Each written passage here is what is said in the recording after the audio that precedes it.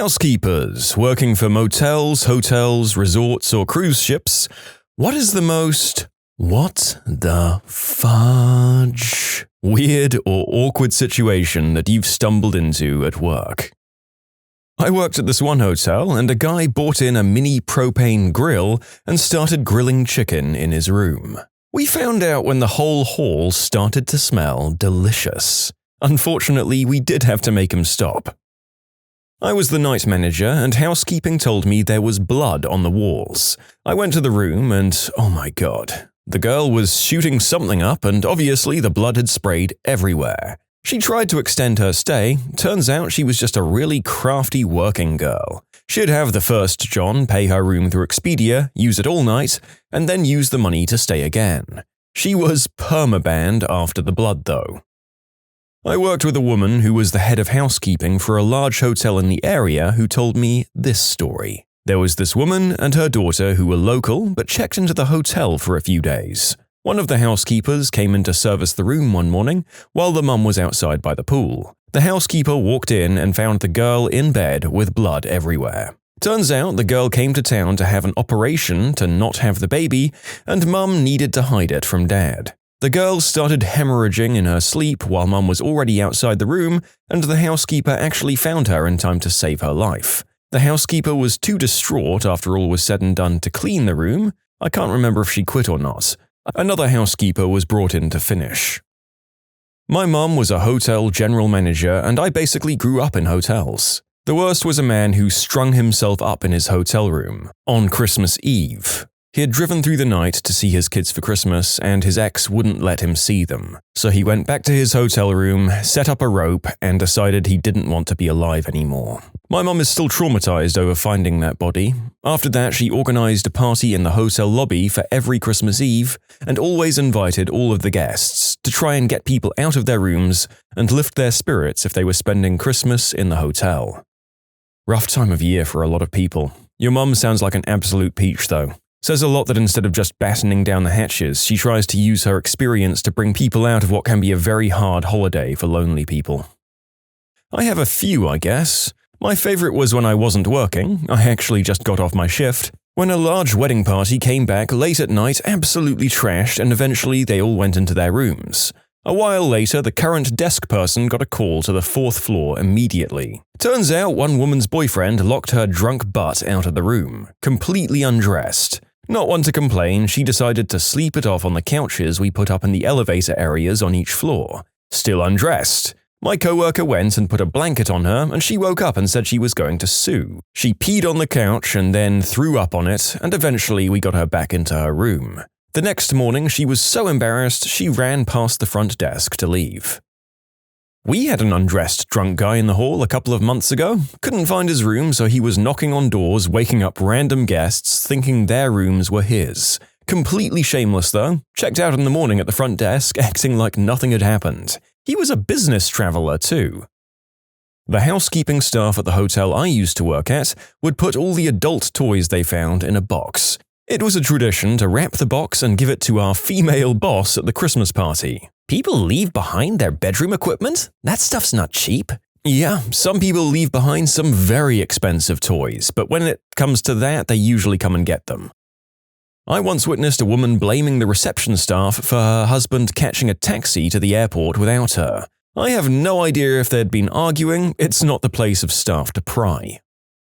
I used to work in a park with facilities for the campers that had to be cleaned every morning. One morning, the janitor, we'll call him Jose, came into work and started by cleaning the bathrooms. When he came to the men's bathroom, a ranger saw him go in, come back out, put on a hazmat suit and go back in. This actually wasn't as abnormal as you'd think, considering we get a lot of weirdos doing turd art on the walls. Anyway, Jose finishes up, heads over to the next set of campsites. Later that day, some campers find a body in the woods right behind the bathroom. Sure enough, some guy had been unalived in the bathroom. The police were not happy with Jose.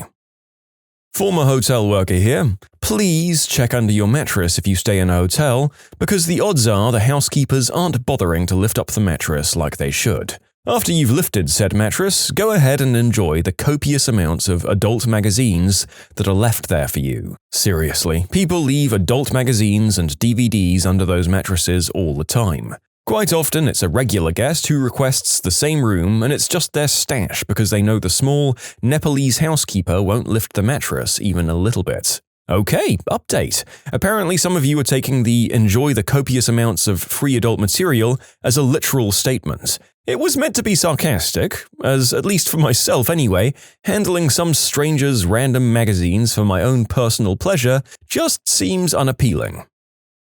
Oh, my top 3 were, in order, painted landscapes across 3 of the 4 walls, painted in number 2. Surprisingly talented. Used Johnnies placed over every light bulb in the room. I didn't actually discover until the rubber prophylactic started to burn. And finally, I had an employee give out the wrong keys to a room. The parents gave the keys to their small children, they ran ahead and opened the door, and inside was a couple performing what we shall simply say were very high-end costumed acrobatics, complete with ball gag and riding crop. I'm sure this is way worse at the low-end hotels, but I managed a Marriott and the standards are high, so some adult material under the mattress was one of a few really bad things we'd find. Every now and then a syringe would be found, but thank goodness that was housekeeping doing their job and not a guest finding it. When I was younger, I worked night reception in a really crappy run-down hotel. I took over the night shift from the afternoon shift and was given my handover. As per usual on the weekends, we had our late checkouts and wake-up calls for airport transfers. Come 2:45 a.m., I called the guests in room 3405, but I got no answer. Tried again a few more times and still nothing. Now, as I'd mentioned, this being such a crummy, -3-star, rat-infested hotel from hell, we had a total staff of 1. Me. So off I went, up 3 floors with the master key to fetch Mr. Collins. I knocked 3 times and got no answer, so I went in. What I saw next will haunt me forever. Across the room in the double-doored fake mahogany closet was Mr. Collins, completely undressed in a standing position, knees bent, shoulders slumped on the inside of the closet, with a belt attached around his neck, buckle side attached to the closet rail, eyes closed and a great big smile on his face, dead as a dodo. So, first aid training kicked in. I knew it was for nothing. The guy was as cold as a well-digger's butthole. Called the ambulance and started CPR, but it was obvious the guy wasn't coming back. Paramedics took over, but he was pronounced dead straight away. Working in the hospitality industry, you somewhat prepare yourself for grannies passing away in the middle of the night and the odd heart attack here and there, but never that sort of thing. In short, guy unalived himself while tickling his pickle with his belt around his neck. Couldn't be saved. One of my co-workers was vacationing in Mexico and decided buying green herb was a good idea, and leaving said herb in a backpack in his hotel room. When they returned to their room, the cops were rushing in and out of there. He began to panic because he was sure he had got busted for substance possession and that he was headed for a Mexican jail. The cops asked if this was his room and rushed them in. They told the guys to pack up and that they were getting a new room. The room was dark, so my friend opened the blinds. Someone had jumped from their balcony and landed on theirs, thus exploding all over the glass door. That's a very complicated and weird sort of relief, I imagine, and one that would probably make you feel very guilty in the days to come afterwards. I bet the guy rushed that green herb out of there as quickly as possible. No way that it didn't smell. I work as a housekeeper at a casino during the party hours, and I've been there for a while. I have so many stories to share from how crazy it is there, it's pretty hard to believe the crap I've seen. One in particular, I got called to go close down a restroom because a young woman was having a medical emergency right there. I also had an older gentleman ask me if I had a boyfriend while I was cleaning the restroom and we were alone, and he grabbed me and kissed me. He was later escorted out with his wife. I'm a dude, by the way. I've also been attacked by a pantsless man, seen women go number 2 on the floor in front of me, and a nice intoxicated man deciding it would be funny to pee on people on the balcony below. I've been here for a while and I have so many stories from that crazy place. I don't plan on leaving anytime soon because it's just so interesting. Although as a housekeeping note for any of my customers, please stop standing so far away from the urinal. You will literally leave a puddle of number 1 and then I have 50 people all doing it every minute. You guys are killing me. Also, a good amount of people who crap on the ceiling. It amazes me the projectile range that these people have. Not a big thing, but something I'll always remember. I worked as a housekeeper in a 4-star hotel. It was quite an expensive place and we often had rich guests from the Middle East. This will become relevant. The hotel, of course, had a spa area, and it was my duty to close this area at about 10 p.m., meaning to shoo the last guests out of the pool and sauna, clean everything and close it down. One time I went to see if there were any guests still in the sauna, and when I opened the door there was a woman and man, I assume they were husband and wife, sitting inside. He was undressed, only with a towel around his waist, and she was fully veiled, wearing a head-to-toe chador inside a 90-degree sauna. Needless to say, I was surprised. I don't care about religious clothing rules, to each his own, I guess, but sitting inside a sauna fully veiled surely made me raise my eyebrows a bit. You can submit your own stories to be featured here on the channel. The story submission link is in the description below, and if you want to listen to some vibey music in the background, check out easymode, also linked below, and subscribe. Never worked at a hotel, but I delivered pizzas to them. This one time, this guy orders a pizza in the most run-down hotel in town. I go out there.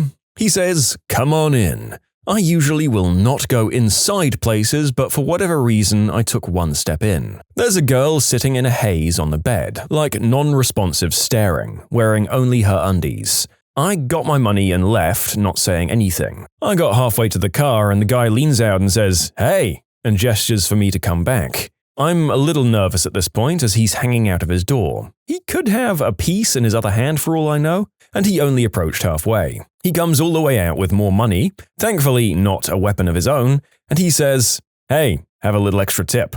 That working girl gave me a discount when she saw the size of my eggplant," with a big old smile on his face. I'm not sure if the discount was because it was big or small, to be honest. Now, I know full well that I shouldn't have touched this nasty, substanced-out working girl and sleazy dude's money, but of course I did. Oh, and another time I delivered to the Holiday Inn Express, the nice hotel in town, and my receipt said room 202. I knocked, they opened the door, paid for the pizza, and all, no problem, got a decent tip out of it. I got back to the shop and my boss says, "Where the hell have you been? 212 just called and said you didn't deliver." Now, I'm confused because I just delivered to 202 as my receipt says. Turns out my manager wrote the room number down wrong. I took the pizza to the wrong guy and he just paid for it. So I called 212 and apologized and explained the mix-up. I make his pizza and run it out to him. When I get there, he tells me that management has been involved because he called 202 and said, "Hey, I think you got my pizza," and 202 said something to the effect of, "It's my pizza now, and if you want it, you'll have to come and take it from me." Very odd character, that 202. Anyway, I gave him the pizza for free because of the problem. He felt bad for me and gave me a $20 tip. So basically, the screw-up got me a funny story and a great tip. I worked as a night auditor for a small-town chain hotel in the early 1990s. One night, a nicely dressed businessman checked in on my shift. He came back to the desk a few minutes later and rented a few movies. We had VCRs in the rooms back then. One of the movies was The Hunt for Red October. It had just come out on video. The evening went pretty uneventful, but the next night when I came to work, I received the news. Sometime during my shift, he had deleted part of his own head with a deagle while in his bed. No one heard or saw this happen, and he was found by a maid at about 1 p.m. the next day, and he had bled out. None of the maids would clean up the mess. I went into the room and could see the huge pool of viscera on the bed and floor. It took them over a week to clean the room. It smelled terrible. As it turned out, the blood leaked under the floor and under the bed in the adjoining room that we'd still rented out, without knowing there was coagulated blood on the floor. We just kept airing the room out and spraying a lot of air freshener. To this day, I have never seen The Hunt for Red October. I worked for a small golf resort for several years, and this story still burns a hole in my brain every time I tell it. So we have these small hotel rooms that contain 2 beds and a bathroom. I serviced, like fresh towels and stuff, for 3 days and everything was normal. On checkout day, 6 men checked out. I saw them meet up with their wives and girlfriends who weren't staying with them at the front desk as I was clocking in. I walked into the unit after they'd left and there was doo-doo and blood smeared everywhere. The walls, the sheets, the shower, and even the TV. There were about 20 rubbers laying out on the heater attached to the wall. As I was removing the sheets to throw them away, 2 butt toys with rubbers still on them flopped out onto the floor and one started vibrating. It had to be the most disturbing mess I had to clean up. And when I notified the front desk manager, he refused to bill them for leaving such a huge mess to clean up and said, "This is a place where people come to relax. If they want to let loose, then so be it." I was so mad. Which situation should I share? Alright, so a few girls and myself teamed up and cleaned these cottages for a state park. I usually clean bathrooms because the girls don't wanna, and I'd rather do it because screw it, you can just bleach everything and not have to worry about if crap in the kitchen is missing. Anyway, cleaning the bathroom when I heard my coworkers gag and tell me to come to the bedroom. I walk in and instantly smell something more foul than a chicken house. I look at the bed and there is a blood stain almost 4 feet wide at crotch level, center of the bed. Oh boy, and no body anywhere to be seen. I have a feeling that this may be one of the more extreme examples of one of our patients who tripped and fell from the many medical videos we've done on this channel. I hope that the person was okay and that they actually went to get the medical help they clearly needed. I work at a 7-story hotel in Illinois, and one night a man tried to climb out of a 7th-story window to the roof, a real daredevil. He fell to his death, and the scene that followed was one of the most what the fudge moments of my life, and really changed my perception of people in general. It turned out that while climbing out of the window, his girlfriend tickled him, causing him to fall. Later, when outside, she screamed that over and over, "I didn't mean to make him fall, I was only tickling him." I thought that she had just died crying. In their panic, the remaining 4 people in the room took the elevator to the basement instead of the ground floor and proceeded to punch holes in the wall because they were so laced out on substances that they couldn't find their way out. One got out, but the rest were down there for over an hour. When the woman finally got outside where I headed after calling the cops, she literally clawed at me and begged me to do CPR in spite of the geyser of blood coming out of this man's mouth. He was obviously done. It was a confusing and chaotic night after that. I was the manager on duty, so I was the one who let the police into the room. I watched the police chaplain gather up all of the substances and paraphernalia into a shopping bag, and he did a thorough search as well. There was so much stuff, more substances than I've ever seen before or since. It took hours to clean everything up, and the last thing to happen was the fire department hosing the red stuff away. What was so what the frick that changed my view on people? The official police report stated that substances were suspected to play a role, but none were found in the room. It was just stated that the man fancied himself a daredevil, and others in the room didn't notice he was gone for several minutes. All total lies. I'll never believe another police report as long as I live. I'll never believe another news story, even a small one. What happened and what was reported was so different I wondered if something had happened at another hotel on the same night. So not a funny story, but one of the most what the frick nights of my life. I was never even interviewed by the police other than giving them the information that I'd been given at check-in, and no, I was never interviewed by a reporter. I even called the paper a few days later and asked if they were interested in what really happened. They were sort of, meh, and never got back to me. What a disconnect from reality. This was just a small incident in a huge city, and now when I see major stories on major news sites, I can't help but think of the misinformation that must increase exponentially. I'm a supervisor at a hotel. 2 weeks ago, I got a call in the middle of the night from one of the bellmen telling me he needed help. I threw on some clothes and ran over, I live across the street, to find a drunk guy passed out in one of the lobby bathroom stalls amongst the single most foul odor I've ever smelled. I couldn't remember his room or who he was with. Turns out he'd decided to go number 2 in the hallway and then fell in it, smearing it all over himself and the floor. It ended with me having to call the cops and him calling me mean. That was actually the second time a drunk guy relieved himself of his solids in our hallway. Also, a housekeeper once found a working girl's menu of the services she performed, as well as a bag full of butt toys. There's an Indian casino near me that was originally a casino. They then built a hotel. As a soft opening, they invited tribe members and their families to stay for the weekend, just to work out any problems before they opened to the public. As it turns out, they had to re-renovate an entire floor of the hotel because they found that 15 out of the 23 rooms in one of the floors turned into a makeshift crystal lab over these 2 days. All the people that stayed in these rooms were family members of the people that worked at the casino, and it was swept under the rug and nothing ever came of it. I did maintenance for a hotel for a few months. The owner and his wife were both involved in the business. I walked into a room where the curtain rod was torn down. In there was the owner and our 18-year-old front desk worker. He gave me $2,000 in cash to not tell his wife. My brother worked in a bigger hotel in the center of Amsterdam. He was a minibar filler for the rooms, so they normally knock about 3 times before going in. He had one room, no answer, so he went inside to start filling up the minibar.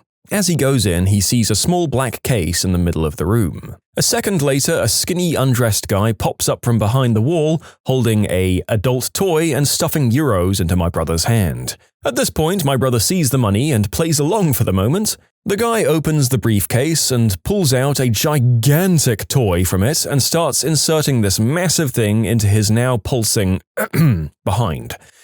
My brother stands there in slight awe as the guy tells him to wait and stuffs more money into his hand. This is all happening very quickly. Next thing my brother knows, he's holding a lot of money now. The guy has placed himself on a small stool and is begging my brother to start whacking him on the butt with one of those table tennis bats from Heck, black leather with metal pins on it. My brother sees the money again, starts smacking the guy on the butt like 3 or 4 times before hitting him so hard he falls off the stool. My brother leaves with the money, and the guy is still begging for more. Brother tells management, and the guy is banned from the hotel. I've never laughed as hard as I did hearing the story. He made a lot of money, but still kind of felt like he had turned into a rent boy.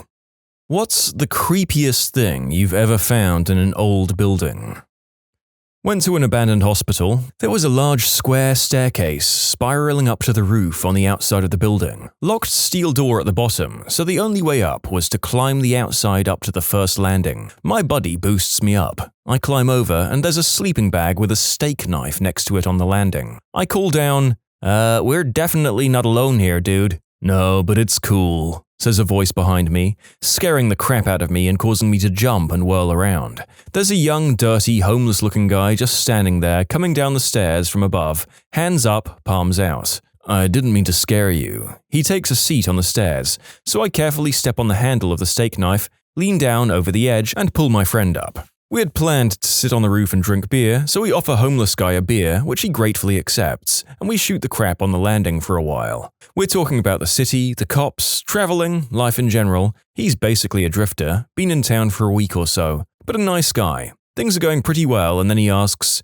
"You guys are human, right? I frickin' hate it when I meet people that end up being aliens. You never know until you peel their skin off. They've been after me a long time, you know. They don't stop. They never stop. Sometimes I think I should just kill everyone to be safe." He's definitely not joking, and there's an uncomfortable silence as my friend and I realize this guy is freaking crazy. "Yeah, man," I say, "we're human. We just wanted to check out the place and drink some beer. We're gonna go ahead and move on now. We definitely don't want to be any trouble." He just stares in silence, so we leave him the last beer, carefully back up to the railing, jump down and walk away very quickly, constantly looking back over our shoulders the entire time. He's just standing there, still and silent, watching us leave. That place is still abandoned 5 years later, and we've never been back. I'm not a believer in the supernatural, but humans can be deceptive and dangerous in ways that you can't see coming.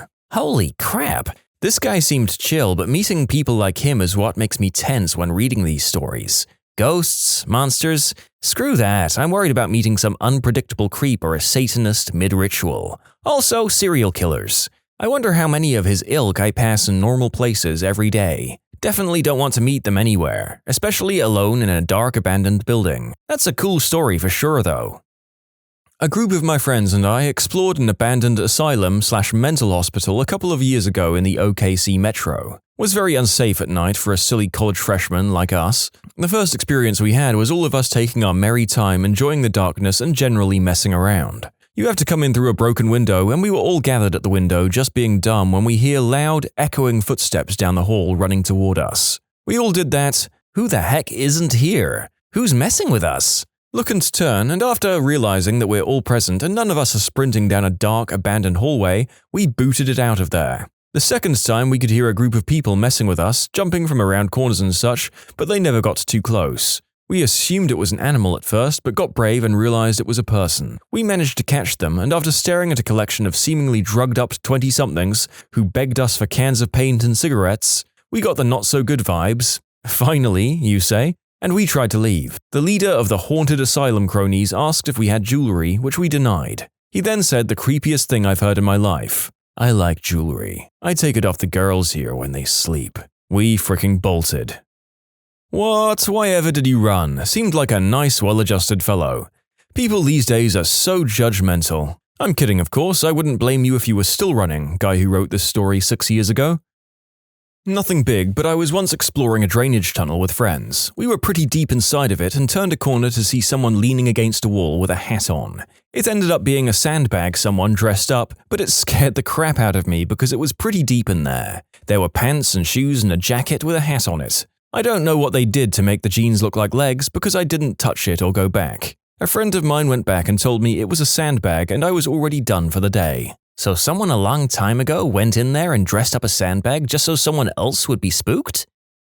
We were kids exploring an underground flood channel. There were spots we could climb up and dangle our arms out of the storm drains on the street, but that required crawling up weird diagonal tunnels. There were 4 of us, maybe 12 years old, 1 flashlight. The walls were all graffitied with a lot of gang stuff and even warnings to turn back. Blah blah blah. We just interpreted that as other kids being bored. We got to the spot where the ceiling angled down quite low to the point the opening was so small we had to crawl to continue. Challenge accepted. It looked like it opened up again shortly, so we crawled through 5 to 6 feet of the low area when it opened back up. It looked like we were in a large round concrete pipe, before it was square or rectangular. Still lots of graffiti. We started yelling and playing with the echoes, then we thought we heard something, so we got quiet. Then a real loud, "You're gonna fricking die!" came echoing from the darkness. The kid with the flashlight ran so fast, the rest of us were left in absolute darkness. Anyways, this was the first time we passed the low spot, but the last time we went down there. None of us died that day. The rest of us ended up quietly and slowly walking out in the darkness. This isn't urban exploration, more rural exploration, I suppose you could call it. I was working on a project for a photography project. There was a massive forest up a mountain near where I live. Said forest contains an abandoned hospital that was shut down after an unexplained death. No, I'm not joking. So it's a crappy day weather-wise. I'm in a wood with a camera and a packed lunch ready to go wandering. After a few hours, I found a small camp with some abandoned tools, including a massive bolt cutter. Someone had tried to destroy them in a fire, but that was a no-go. Maybe 200 to 300 meters away, I found a burned-out car. Not an uncommon sight in the area. Kids buy super crappy, clapped-out bangers and trash them up there. Not far away, about running distance, I found a pair of woman's jeans. And a little further away from that, maybe 5 meters or so, there was a pair of panties hanging on a low branch. They'd clearly been there for a while. I'm not sure how long underwear would last exposed to Irish weather, and these were right out in the open, but a few weeks maybe? Pretty creepy finding all of that alone in the woods. I flipped through local news for anything on any break-ins, assaults, or anything suspicious, and couldn't find anything that had happened recently. For the record, I did contact police, but they pretty much told me it was just littering, no actual evidence of any wrongdoing.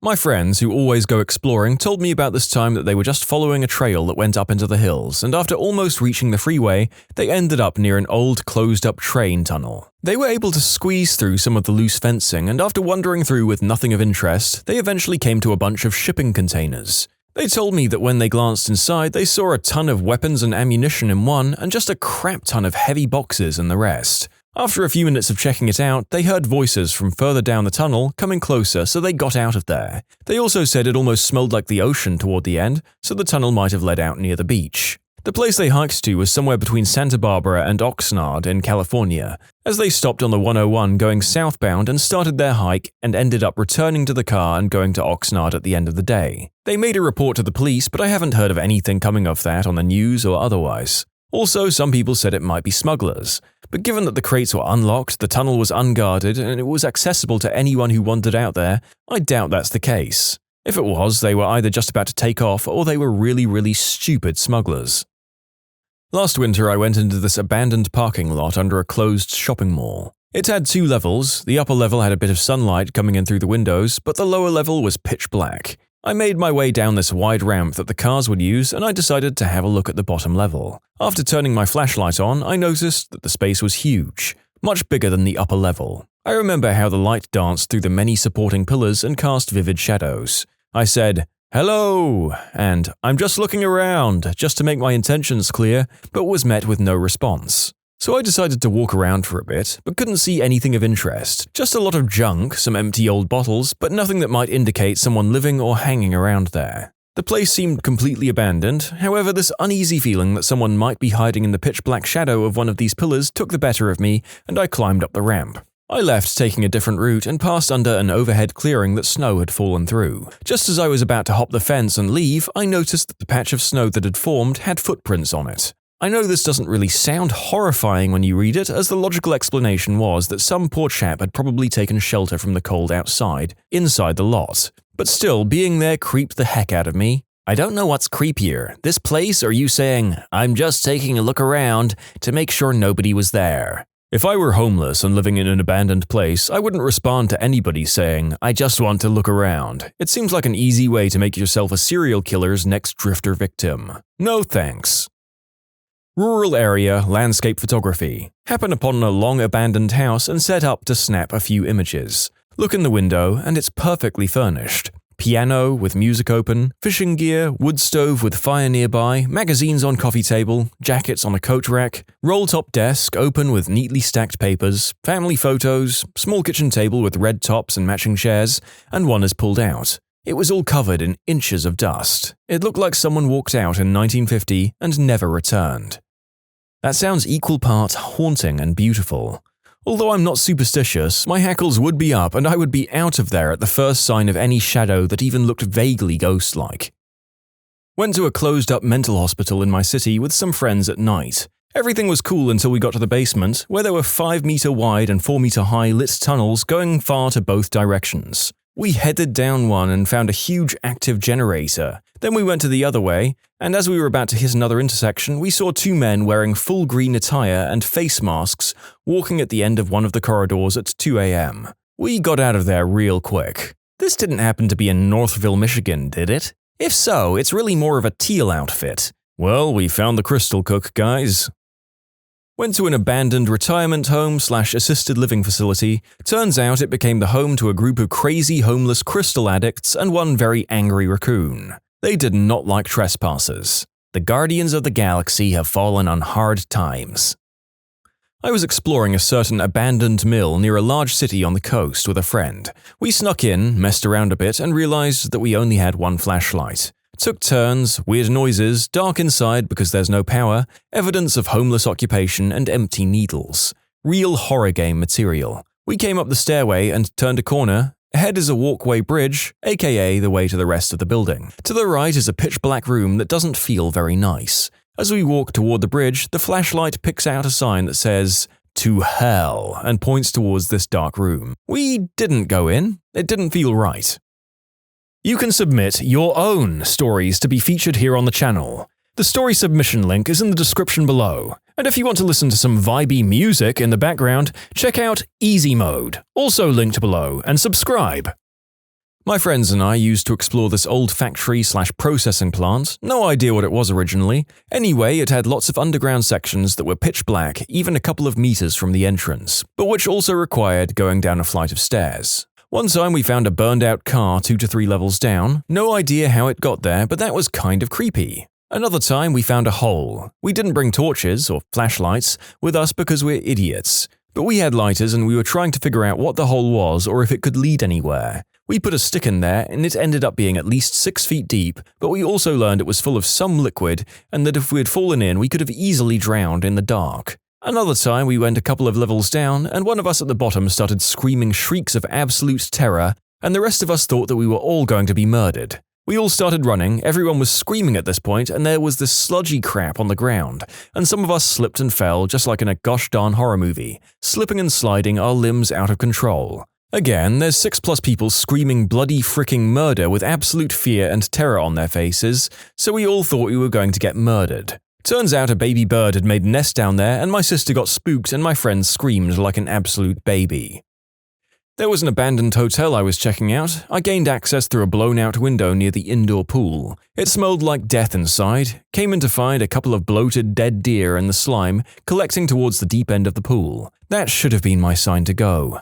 I make my way into the lobby and banquet areas, and I come across a couple of raccoons and squirrels who scurry away swiftly. Nearly everything is destroyed, even the reception desk has been ripped in half. Nothing of interest to photograph, just trash. Neat little piles of trash. After a bit of searching, I find the stairwell. There's an odd noise coming from above that I brush off as rain. I decide to skip a couple of floors because they're probably in the same condition as the lobby, and a lot of the exterior windows had been blown out.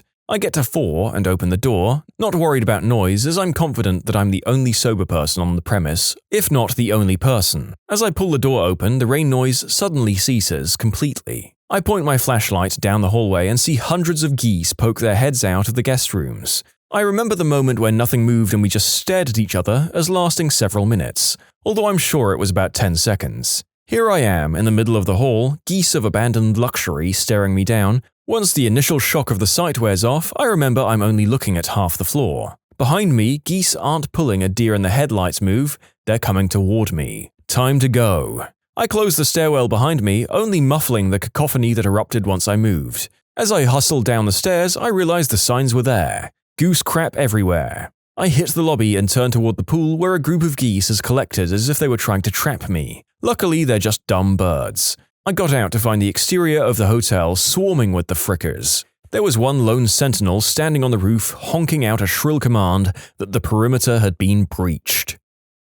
Exploring an abandoned construction site. It's a site out in redneck country that's got a bunch of old construction vehicles getting overgrown with plants, and my girlfriend and I decide to check it out, to see what it's all about. We look around and don't see a whole lot. It's about to rain, so we decide to head out. As we're getting in my car, my girlfriend freezes and says, "There's a guy in the woods watching us." I crap myself and ask if she's sure. She repeats herself and says she saw her see him, and he laid flat on the ground to hide himself. We noped out of there real frickin' quick. I live in a large African city which still has a fair amount of undeveloped or undevelopable space. And one rule to remember is that there is always someone else there that you may not see. There are people who sit alone, very quietly, in bushes or between boulders and other such places. They are, I think, harmless and don't do anything. But what they are doing has been a mystery to me for the 10+ years I've been here. Most of them are too well dressed or well taken care of to be homeless. One annoying thing is that they stare at you, or at least they don't hide the fact that they're watching you. I swear, if there was some completely inaccessible cave high up in a cliff here, requiring professional scaling equipment to enter, they would find a local African guy just chilling inside with no discernible means of how he got there. I mean, honestly, if he can get up there along with his means of cooking and entertaining himself, that just deserves an applause more than anything. Got to admire the effort. This phenomenon of the people in abandoned spaces has raised some questions, detailed here.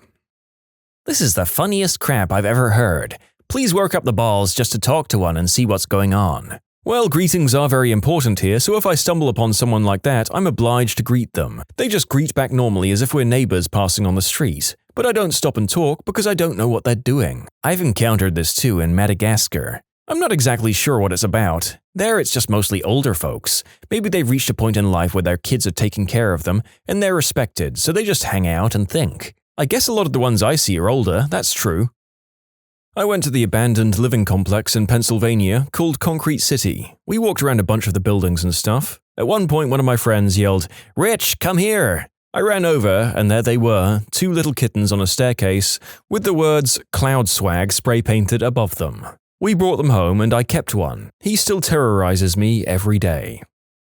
When I was in college, a few friends and I went to this local abandoned hotel. It was a swanky place back in the 50s, but had just been sitting around abandoned and fenced off ever since. We walked by and saw an open window on a 2nd-story ledge and ended up finding an old wooden ladder nearby on the property. We went in and hung around a bit and saw a bit of great graffiti. The whole place was trashed with actual garbage as well as bits of the building that were falling apart. We made it up the staircase to the 3rd floor, looking in each of the rooms. The area we were in used to be the housing for the staff of the hotel. The 3rd floor was covered in garbage from throughout the years. We got to the last room on the 3rd floor and looked in it to find a lit candle. With no one else around. Realizing we weren't alone, we booked it out of there, and once we were outside, looked up to see someone watching us from one of the windows. Now, we went to college in a city with a significant homeless problem and assumed we had just stumbled onto someone's home, but still, that crap freaked us out. They cemented up the place after another explorer fell down an open elevator shaft and broke his legs, and it has recently been renovated and they're turning it into an apartment building. Not the creepiest find, but definitely freaked us out in the moment. In conclusion, searching an abandoned hotel, we found a lit candle that wasn't ours and was secretly watched by a squatter on the way out. This happened 8 years ago when I was a sophomore in high school. My urban explorer friends and I were on a bike ride looking for cool places to explore in a relatively dilapidated area when we discovered a really creepy cave. An old abandoned cement mine, we later learned. We did some mild exploring that first day, but quickly realized it would require a lot more gear to thoroughly explore. Flashlights, respirators, etc. About a week later, 5 of us came back with the proper gear and a camera to see what we could find in the mine. We discovered that there was basically one main shaft that sloped downward and deeper into the earth, so we followed that main route. It was wide enough for a car to drive down and was pretty well graded, so the walking was easy. There were many rooms, old machinery, and rusting equipment off this main shaft, but we mostly avoided it in the beginning. We were trying not to get lost or confused. Along the way, the walls were littered with the classic abandoned graffiti, X was here, swastikas, initials and dates, phallic drawings, etc. As we got deeper and deeper, the graffiti really thinned out. At this point, the light from the entrance was long gone, and we were relying solely on flashlights. The air was so stagnant and hazy with particles that the light from our flimsy flashlights would only go 20 feet or so before getting totally obscured by dust. Thank goodness for the respirators. The glow sticks we had bought to mark our way to prevent getting lost were also basically useless because they would disappear in the haze only a few steps after dropping them, and we had only brought 10 or so. At this point, we started arguing amongst ourselves. Several of the crew was nervous about going any deeper with the air quality being so terrible, and without a good way to prevent us from getting lost. We were probably a quarter mile into the earth now. The rest of us managed to override that sentiment of fear by assuring them that the path was easy and straightforward, so we'd have to try to get lost. We were going to rely on our level-headedness, sense of direction, and flashlight battery life to get out. Despite the agreement to push on, it was becoming very creepy for everyone. We walked for a while in silence, hearing nothing but our own movements and the steady drip of water coming from somewhere deep in the cave. I think we were all pretty scared at this point, but no longer willing to admit that to each other. Then we stumbled across something that made us all stop cold. Dug into the side of the deep stone shaft we were slowly descending was a tunnel, an offshoot. It was narrow, you'd have to crouch to go through it, and it was also a good few feet off the ground, so it required a scramble to reach it. But that wasn't what made us stop, it was the graffiti. We hadn't seen any for 10 minutes or so and assumed that the artists never came this deep. But someone else clearly had, and the message they left us was ominous. The tunnel was lined with words written in white, all of them somehow relating to death and destruction. Scrawled throughout the tunnel were words like suffering, pain, plague, disease, and hell. It was pretty terrifying. Who else would come this far just to write such terrible messages in a mysterious tunnel that broke off from the main path? But there was no turning back now, we had to see where the tunnel led to. Despite our fear, we were overpowered by intense curiosity. So one by one, we crawled through the tunnel to the other side. What we found was a strange flooded chamber. Around the pool of water were many large stones, each covered in dozens of burned-out tea candles. There must have been hundreds of used tea candles in the place. The walls had a few creepy monster faces, poorly graffitied on them, and the tunnel entrance back to the main shaft was ringed with a spray-painted, blood-stained mouth. What was this place? Some weird ritual site for local Satan worshippers? An elaborate hoax set up by a bunch of kids? We couldn't find much evidence to figure it all out, and we were running out of adrenaline to keep exploring. We all crawled out of that weird hellhole and back into the main shaft, where we promptly headed toward the exit. When we finally saw that pin crack of natural light coming from the real world outside, we were flooded with relief. We never did figure out what that mysterious cavern was for, and I think I'm content to leave it a mystery. No, we didn't hear any monsters in the depths of the tunnel or find any bloody Satan praisers themselves, but just finding that room, buried deep in an old forgotten mine, was enough to creep us all out for a long time. Lawyers and law enforcers. What are the most common laws people understand incorrectly?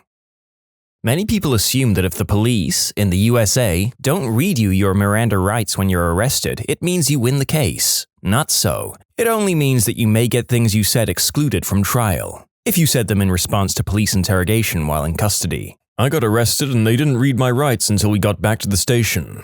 Unlike in movies and TV where they read them right away usually. The whole time I had a shred of hope that they would forget and I would get off because of that. It can ruin the DA's entire case, however, particularly if the person who is arrested makes the classic mistake of talking to the cops. Basically, if they don't read you your Miranda rights and you subsequently confess to the crime, that confession goes out the window, along with anything they've got on you as a consequence of that confession. For example, you confessing and telling them where your stash was, etc.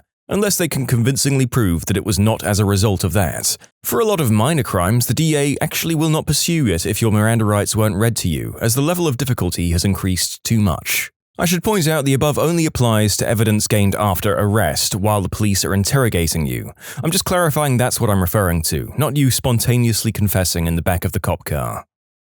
The European Court of Human Rights has nothing to do with the EU. Actually, I did not know this. It's not quite true. The ECTHR initially had nothing to do with the EU, but now the EU is a signatory and EU countries have to be signatories. Tell that to the tabloids. I hate seeing the two conflated so often. Is this a common error where you're from? It's kind of willful ignorance on behalf of people in the UK who think we should leave the EU for no reason other than recovering our sovereign power. Lawyer here. I like when people say, "I'll see you in court." No, you won't. Most of us rarely ever go through a full-blown jury trial like on TV. We avoid jury trials as they're expensive and time-consuming. But saying, "My attorney will see your attorney at a settling table at one of their offices to work out a reasonable agreement," doesn't quite have the same ring to it. I like that one better. Feels less like an escalation. Less, "You will be hurt for this," and more, "This'll get sorted out by professionals. This is my pro's number. Have your pro call them. Cheers." No, as a dramatic diva of a man, I have to say that not being able to scream, "See you in court," at the slightest inconvenience would be a significant detractor from my life's enjoyment. That you're entitled to one phone call from jail if you're arrested. This is not actually a constitutional requirement or even a nationwide standard. Telephones wouldn't need to be invented at the time of the drafting of the Constitution in order for a constitutional requirement, or right, to attach to the technology. Case in point, the Supreme Court's unanimous decision this week that a warrant is required to search a person's cell phone, an extension of constitutional search and seizure protections to cell phones, which didn't exist until 1872, more than 20 years after Thomas Edison invented the Constitution. That some of your rights only apply to the government. Yes, a private citizen or business owner can certainly inhibit your right to free speech. More people need to recognize this. As a weapon owner, my individual right to own and carry a sidearm ends the moment I go from a public place into a private business or resident's abode. If they disagree with me, they have the right to remove me from their premises however they see fit, as I'm now infringing upon their right to exercise, or not exercise, their Second Amendment rights within their walls. I use the Second Amendment as an example because it's the easiest to convey since there's a physical object involved. This applies equally to all rights though. In the cliché example of shouting, "Fire!" in a crowded theater, this person is infringing upon the exercise of a business's First Amendment rights. Because they would be within the walls of that business, the business rights trump their right to say what they want. Furthermore, in the theater example, the person who shouted fire could also be charged for needlessly causing mass hysteria, which is against the law as well. Freedom of speech is restricted in certain cases. Almost. Fire in a movie theater is an example of limits to free speech in a public space, as it threatens the livelihood of your co-citizens. It's an example of the clear and present danger portion of the incitement test, which is commonly known as the prohibition of inspiring an angry mob into action with free speech. So yes, if the US had a Tahrir Square and it was filled with angry protesters, you might not be allowed to get on a megaphone and demand revolution. It would depend on how likely the protesters would be moved to violence in the near future. I like to joke that you can advocate the overthrow of a government until there's a chance of anything actually happening about it. Businesses are not required to accept your 10-pound bag of pennies because it's legal tender. It just means that you can use that to pay and debts that you have. And as you're not in debt to that business, yes, they can refuse your legal tender. This concept came up on Reddit a while back. What I took from it was that McDonald's can refuse your money, but Applebee's can't. Yes, when you want to eat something at McDonald's, you're effectively proposing a trade for the food. When you want to eat something at Applebee's, you're going into debt for the cost of your meal. All debts in the US must be able to be paid off with US currency, but no one has to accept an offer to trade with US currency. It depends on whether you're considered a debtor or not. For instance, if you're attempting to purchase something, then you're not in debt to the store and they can refuse to accept the payment. However, if you tow my car, impound it, and then tell me that I'm in your debt for X dollars and that you will not return my car until then you would have to accept X dollars worth of pennies unless there was some existing contract between us that said otherwise. That only the government or the government employees acting in their official capacity can violate a person's federal constitutional rights. To use a somewhat outdated example, the Duck Dynasty guy has a First Amendment right to say what he wants, but A&E can fire him for it, call him up, rehire him, fire him for practicing his Second Amendment rights, call him up, rehire him again, and fire him for petitioning the government. They may be violating American ideals, state constitutions, or federal and state statutes, but they are not violating his First Amendment rights because the Constitution only binds the federal government, and selectively state governments through the 14th Amendment. A&E is not a government entity, so the federal Constitution doesn't prohibit it from doing anything. I hate how no one on my Facebook seems to understand this. People seem to think that pleading insanity means getting off. Generally, you go to the mental health facility until you're cured. Possibly forever, well, just until a board of doctors are willing to bet their reputations that you won't break any more laws, instead of prison for X years. The amount of time spent locked up after a verdict of not guilty by reason of insanity is almost always longer than the amount of time that would have been served if found guilty. However, sometimes, the institute is a much better place than the prison you would have ended up in. You never really hear about mental health facility gangs. They think they see you, but it's just the schizophrenia kicking in. Basic federalism principles, the idea that federal law trumps state law. Mary J. may have been legalized in a given state, but you're still breaking federal law, which still classifies green herb as a Schedule I controlled substance.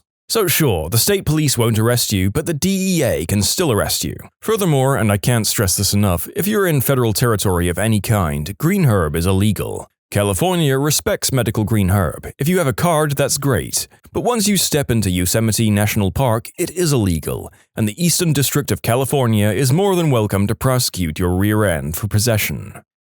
It's strange, I would have thought that a national park would be a great place to wander off, have some green herb, and feel close to nature. Although I feel like this particular law isn't going to stop many people from doing so.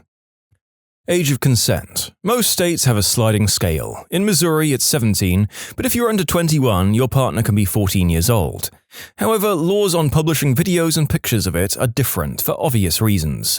You can legally do the deed with your 17-year-old partner, but you can't take pictures of it. There is case law exactly on this situation. Also, marginal tax rates, more accounting than legal, but they are tax laws. A lot of people believe that your entire income is taxed at a certain rate based on how much income you made that year.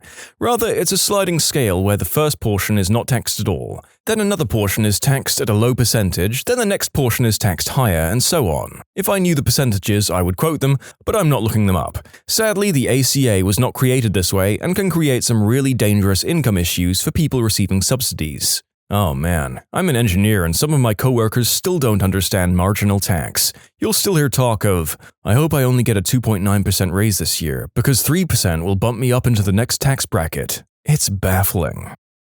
Some of the most commonly misunderstood ones, they can't arrest a husband and wife for the same crime. If you don't sign any documents, you can't be found guilty. Yar, take to the sea. Do not remove this tag under penalty of law except by the consumer. No, you won't go to jail for ripping tags off mattresses or pillows. The consumer is allowed to remove the tag. Are you sure? Actually, yes and yes. The tags are regulated for businesses that sell them, so the consumer can know what they're buying. So this all came about because at one point, companies were advertising one thing and selling consumers something else. There are so many cases where government regulation makes sense and is the only thing protecting the swimmers from the sharks. Exactly. Without these tags, manufacturers could fill mattresses, pillows, etc. with any material, even material from used mattresses. Yuck. Once you buy it, you can rip the tag off. I'm afraid I'm gonna have to pull rank on you. I didn't want to have to do this. I'm with the mattress police. There are no tags on these mattresses.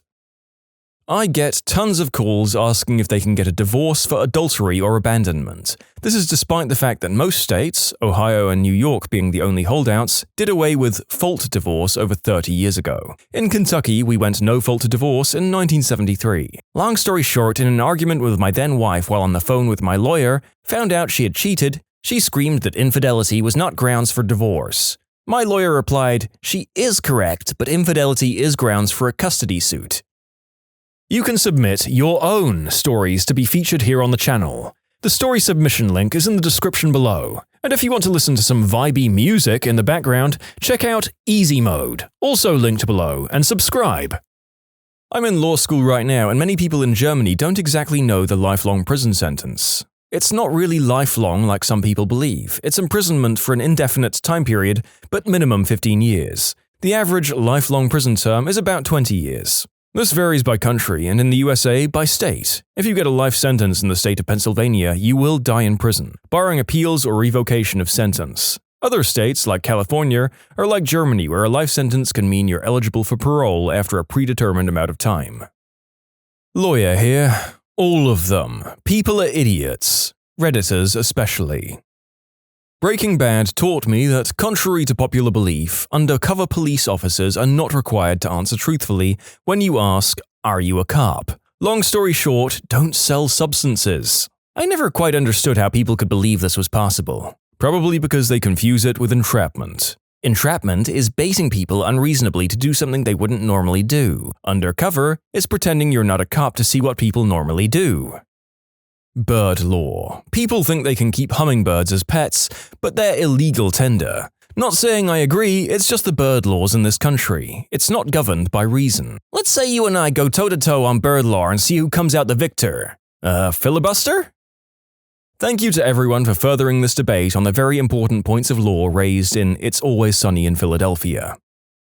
How your stuff gets distributed when you die. No, it doesn't all go to your husband or wife most of the time. No, your $10 LegalZoom rocket lawyer will is not good enough most of the time.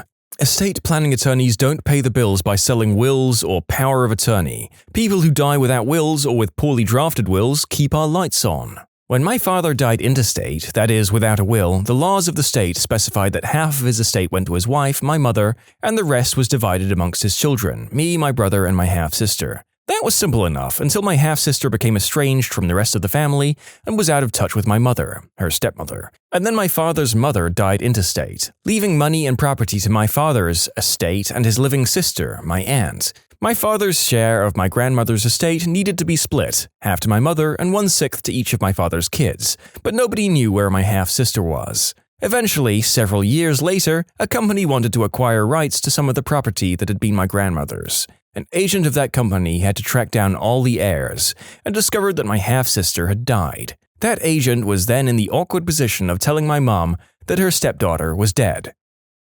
Oh wow, I've been waiting for this question. Being protected from discrimination does not mean that you're protected from buttholes. In other words, your employer or co-worker is allowed to decide he doesn't like you, which means he's discriminated between you and another person, so long as he hasn't made that decision based upon your race, color, or religious belief. In other words, you're not entitled to employment. The only thing you're entitled to is to not be discriminated against based on something out of your control, such as your skin color or your gender. The age at which a child in the United States can decide which parent they wish to reside with is, wait for it, 18. Yeah, that's right. If you're a child, you're not allowed to make decisions for yourself. That is up to the family court judge to make based upon the best interests of the child. We have free speech in this country. That means that if someone says something to you that you don't like, you can't sue them for libel or slander unless all of the following apply. Number 1, it's false. 2, it's been communicated to a third party, not just to you. 3, it affects your reputation for morality in the community. And 4, you have suffered either or both emotional and physical health repercussions as a result of the statement, or financial repercussions, or all 3. There are certain things that, if said, do not require number 4, such as a statement that you have a venereal disease. That's called slander per se, but these are rare statements, so usually you need number 4. Double jeopardy, thanks to the movie of the same name. Please expand. What is misunderstood about this? In the movie, a woman is convicted of murdering her husband. Once she gets out, she finds out that he's still alive and set her up for murder. She then hunts him down and murders him for real because she can't be tried for the same crime twice. Double jeopardy actually means you can't be tried twice for the same instance of crime, but it doesn't mean that if you were falsely accused of one crime, you now have free rein to go commit that crime for real. In that situation, the two crimes are not the exact same occurrence of a crime. One was a previous crime, and one was a totally separate, later crime.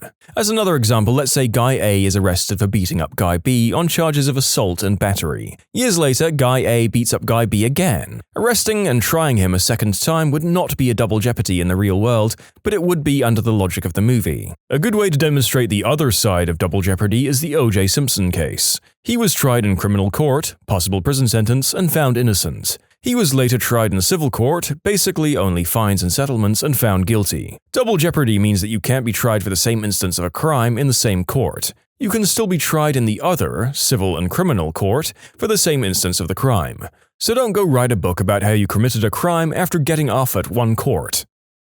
Actually a lawyer here, and there haven't been many stories from other actual lawyers here because we don't want any of you to think that we've given you some kind of legal advice that you're going to end up relying on that turns out wrong for wherever you live. For example, if you're in Ohio, I could probably give you some solid advice. Any of the other 49 states or any other countries? Not so much. Sure, there are general rules that we all get from the SCOTUS, but even that can be open to interpretation by lower courts, and SCOTUS typically set floors or ceilings. Miranda, for example, sets forth the minimum warnings that police are supposed to give you. Some state could easily add more warnings to that. So it makes it kind of hard for us to give you guys advice on this stuff because depending on where you live, we might be wrong.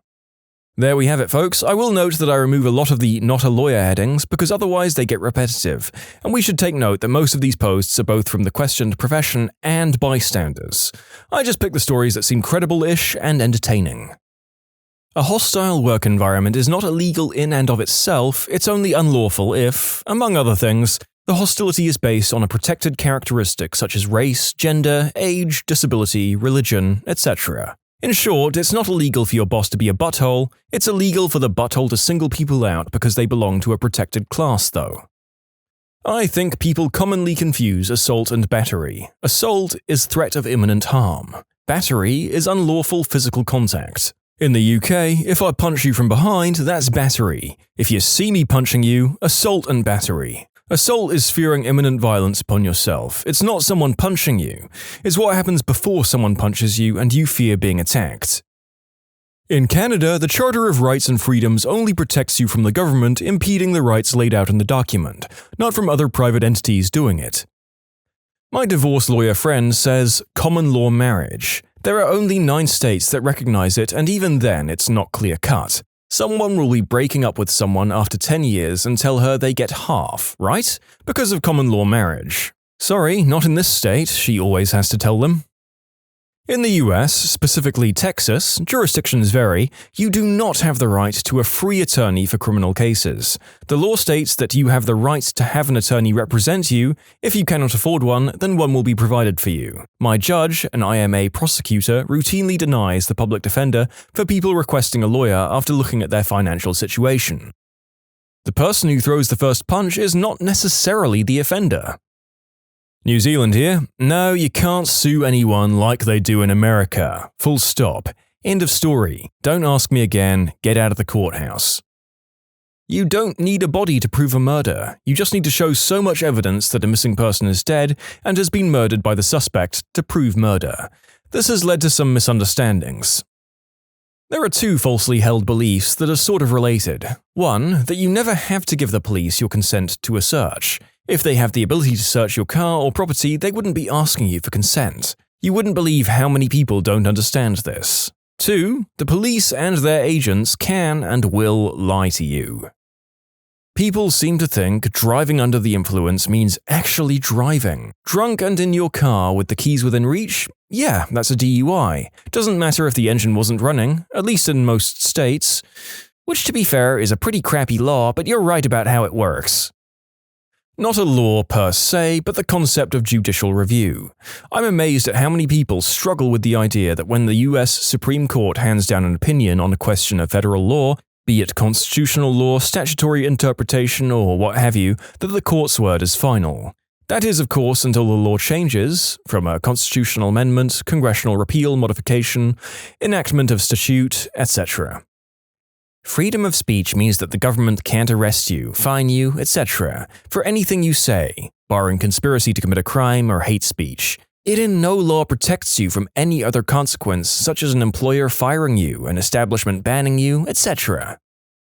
Jury nullification. This isn't some hidden constitutional trick. It's a de facto circumstance through which a jury can acquit a person who would otherwise be guilty under the law if the jury disagrees with the law. It's not a get-out-of-jail-free card, and it almost certainly won't work for you when you shoot at police for violating your constitutional right to live in a tree or whatever. At-will employment? Yes, you can probably be fired for that. No, you probably can't sue your employer. Proving discrimination in an isolated circumstance is almost impossible. What made you realize there was something off about your friend's significant other? I met them as an already married couple, and everything seemed fine until she went into labor at my house. It was her second child, so she knew it was early labor and decided to rest on our couch while we hung out. We were going to watch her older child when she went to the hospital anyway, and our house is 30 minutes closer to the hospital, so it made sense for the three of them to hang out around our house until go time. That's when my husband and I started noticing her husband's strange behavior.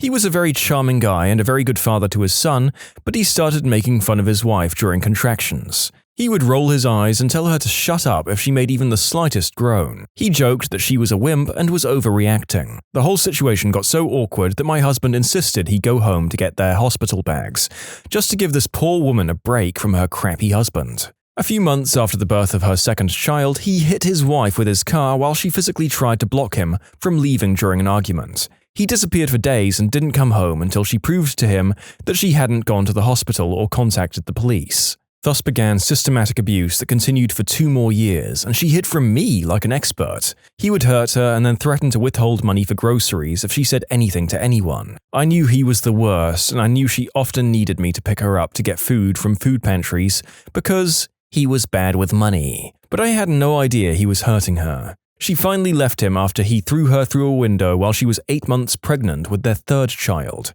The story doesn't end there. After the divorce, he and his friend started making very inappropriate content featuring children. He had a full-on, toddler-level temper tantrum twice at a group game night.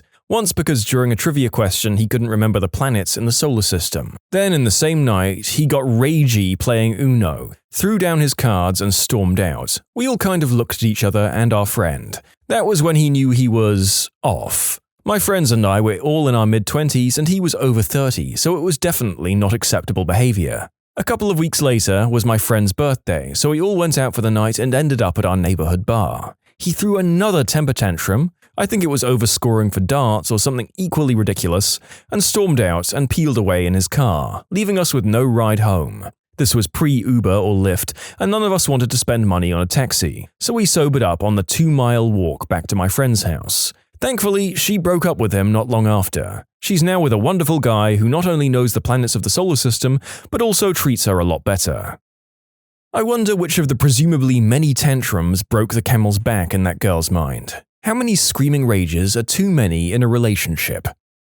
He tried to feel me up at her birthday party. I tried to tell her, but she took his side. We're no longer friends. Same. My childhood best friend introduced me to her boyfriend. They hug and he makes the "I wanna lick your hoo-ha" sign with the finger V with the tongue waving through it over her shoulder. I told her about it and she got mad at me. They ended up breaking up because he was cheating. When will these people learn? What the frick? I tried the argument, I have nothing to gain by telling you this.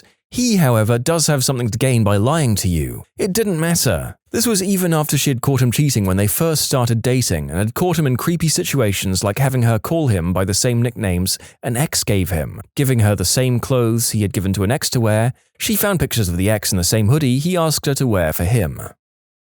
When she went off on us for arranging a campsite at another friend's wedding. They got married on a 20-acre farm and the reception was on site. Instead of agreeing to split a hotel room with 1 bed between 8 people, the arrangement would have been that she got the bed and the rest of us would sleep on the floor. Yeah, no.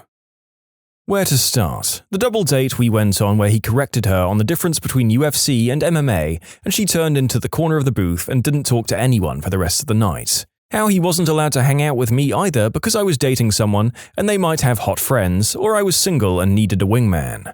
There was this time I used my dad's truck to help them move and she got mad at me. I don't remember why, I just remember her friends doing almost nothing and then leaving before we were done. The final straw for me, I decided she was an abusive shrew long before this, was when we were working for his parents' band on the riverboat concert. She got mad that we were hanging out, literally just talking on a small boat. She left the ring on the table and left the boat the second it docked. Unfortunately, they made up after this and have been living together for the last year. I'm hoping it ends soon. I was friends with this guy, and one day I was doing work for his mum and dad, so he came over to hang out with me while I worked. She called while he was there and he told me to be quiet. After he got off the phone, I asked why I had to be quiet, and he said because he didn't want her to know that he was hanging out with me while she was at work. So I asked again. He said because she'll get mad if he knows he's having fun while she's at work. They're married now with 2 kids, and I don't talk to them anymore. We played D&D with him, and it seemed like every week he'd say, "Rule number 1, don't touch the kids." He was a teacher. He always meant it as a joke, and it always made sense in context, but it didn't sit right with me. For one thing, no one thought it was funny the first time, so why call back to it? Also, the regularity with which he said it almost made it seem like a mantra to me. They arrested him last year for allegedly Snapchatting with an underage girl he met over the internet. In hindsight, there were a bunch of other warning signs too, but that was the one that initially weirded me out. My best friend's ex-boyfriend walked like he was trying to intimidate people. And every time he asked someone a question about someone's opinion, "Hey, what do you think of that statue? Do you like sauerkraut?" he'd respond to their answer with, "I had a feeling you were going to say that." It seems harmless, but it was every single time, and if you called him out on it, you couldn't possibly have known I was allergic to X. He lashed out in anger. Every time she tried to break up with him, he just cornered her and wouldn't let her leave the room until she relented. And even their couples therapist thought she should just leave him for her own safety after 2 or 3 sessions. He'd wait for her shift to end, just sitting in his car in the parking lot, and if she didn't come out fast enough, he'd storm into the building in a fury, but if she came out on time, he'd just leave. He wasn't there to pick her up, just to monitor her, which he also did through a GPS tracker he put in her car. She now has a restraining order and has moved twice. He broke into her apartment with a gun while she was asleep and just snuggled up behind her with the gun between them as if it was his eggplant, and that was how she woke up. Some other things included helping me move, but only to find out where I lived. After their breakup, he came to my door several times looking for her. When she was generally not here, he settled for monitoring my house. He was an extreme fitness nut who was obsessed with telling people whether or not he could bench them. Hint, usually not. Lots of gaslighting, I don't remember the details. Insisted on changing her cat's name, which didn't stick. Wouldn't let her not watch TV with him, even though there are 100 things she'd rather do than watch TV at any given time, up to and including a pap smear. This inspired multiple fights. Charmed her parents so successfully that they insisted she go to couples therapy to work out their differences, which were, "I don't want to be constantly monitored, also your general controlling behavior is creepy," versus, "You have nothing to hide if you're doing nothing wrong." Ultimately, their breakup was supervised by the couple's counselor who had building security waiting in the lobby and her hand on a panic button. Who knew she'd have that? He stormed into her work when she quit post-breakup because he decided that they'd fired her and his plan was apparently to threaten them to get her job back. He took her to court to argue against the restraining order. The judge looked at Friend's documentation and how she was leaning away from him even on opposite sides of the room because he was making kissy faces at her, and he granted the order. He made very public posts on some weightlifting social media thing about what a crazy ex-girlfriend he had and linked her profile to his own profile. Good God. I guess the feeling that there was something off began approximately a few seconds into your first meeting with him. Glad she got away. Was best friends with a dude. I'm a lady. I'd been for a few years, there was no chemistry or anything like that, at least on my end. He got out of a long-term relationship and started dating around. He'd often introduce me to these ladies as a sort of barometer of whether or not he thought they were a good match. One weekend he invited a girl out with our group. She's super standoffish, won't smile, clearly isn't having a good time. I tried to talk to her, get to know her, tried to tell her about my friend and how great he is. She acts like I'm not there. Might as well have been the wallpaper. A month later, I'm on a date and we run into them. Remember, I'm also on a date with a man. As they're leaving, they come over to say hello. She seems equally unhappy to be alive. I introduce my dude, the 3 of us chat for a minute while she stands there. I jokingly tug at his shirt in a "you old dog" kind of way, and she storms out of the restaurant. Both dudes are confused. This wasn't a flirty touch of any kind, more like a bro touch. Anyway, next day at work, I work with this guy, he comes up to me and says, "Hey, you can't do stuff like that. She's really damaged. She has jealousy issues. Doesn't trust men." I apologized profusely because I didn't realize I'd done anything wrong. I even asked my date and he was baffled as well. This friend had an emergency key to my house in case I ever got locked out. He returned it a week later, citing something about, "What if you call at 2 a.m.? But isn't that the point? Isn't that what best friends do? Help each other out in times of need? Flash forward a few months in, and he refuses to speak to me. Again, we work together, won't look me in the eye. He slowly gives up other relationships, male and female. After dating the girl for 6 months, they get engaged, now married. No idea how it's going or if he's happy. I ended up moving and haven't spoken to him since. Makes me really sad to see people give up who they are for a relationship. You can submit your own stories to be featured here on the channel. The story submission link is in the description below. And if you want to listen to some vibey music in the background, check out easymode, also linked below, and subscribe. He started attending college at 26, which isn't strange at all, but he insisted on living in the dorms for 3 years. It's not like we're a college town with expensive, far away, or crappy off-campus housing. He just liked the ego boost of being around kids 8+ years younger than him.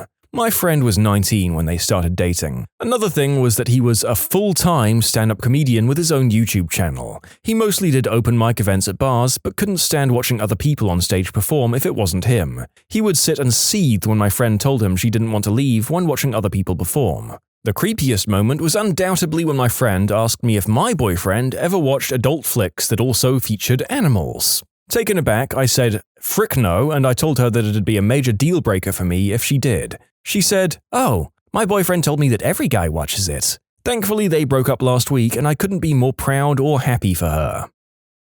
A bit of background, this was a good friend of ours and a previous roommate. At this point, he had moved out about 1.5 years prior and we'd only had internet contact with him since. It was a meetup of old friends when we went to visit home.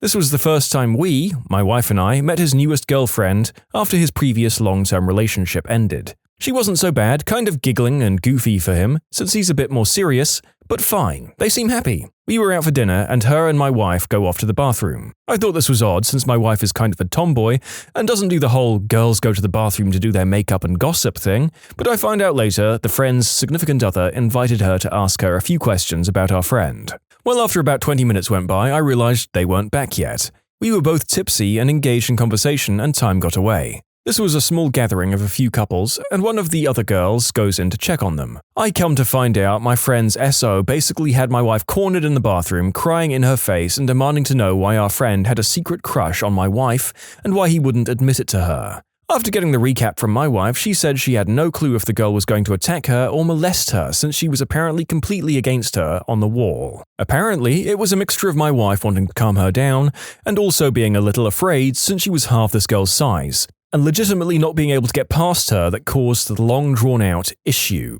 Luckily, the person going to check on them snapped the girl out of it and diffused the situation. Very bizarre. We've seen her one time since, not exactly on purpose, and she acts like the whole thing didn't happen. She apparently has no history of mental illness, but I have no clue beyond that. The first time we met her was at a bar. My boyfriend and I arrived early, so we found a Scrabble board on the game shelf and started playing. When my friend and his significant other got there, literally before even introducing herself, the SO looked at our board and said, "Wow, that's a lot of small words. Are you guys stupid?" My boyfriend and I were so stunned that we kind of just ignored the comment. Was she joking? Anyway, she unsurprisingly turned out to be a psychotic ultra B word. She sounds like a freaking casual too. Any real Scrabble player knows it's not about the length of the word, it's all about getting QI across and down, with that QI on a triple letter. I mean, I think under a certain context and from a certain perspective of established banter, it could be funny. But yeah, it's bold to try that with strangers. Oh boy. He showed bullying and manipulative behavior from day one, but it was fine because she loved him and she could change him.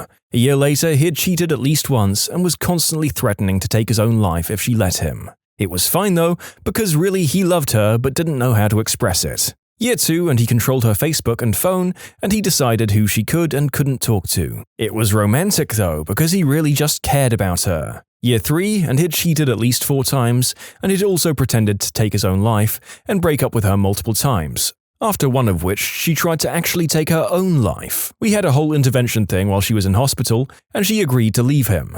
2 weeks later, they were back together. He spent $800 on my birthday gift. How could he not love me? Oh yeah, and I can't talk to you anymore, friend, because he says I shouldn't. She's still with him, by the way.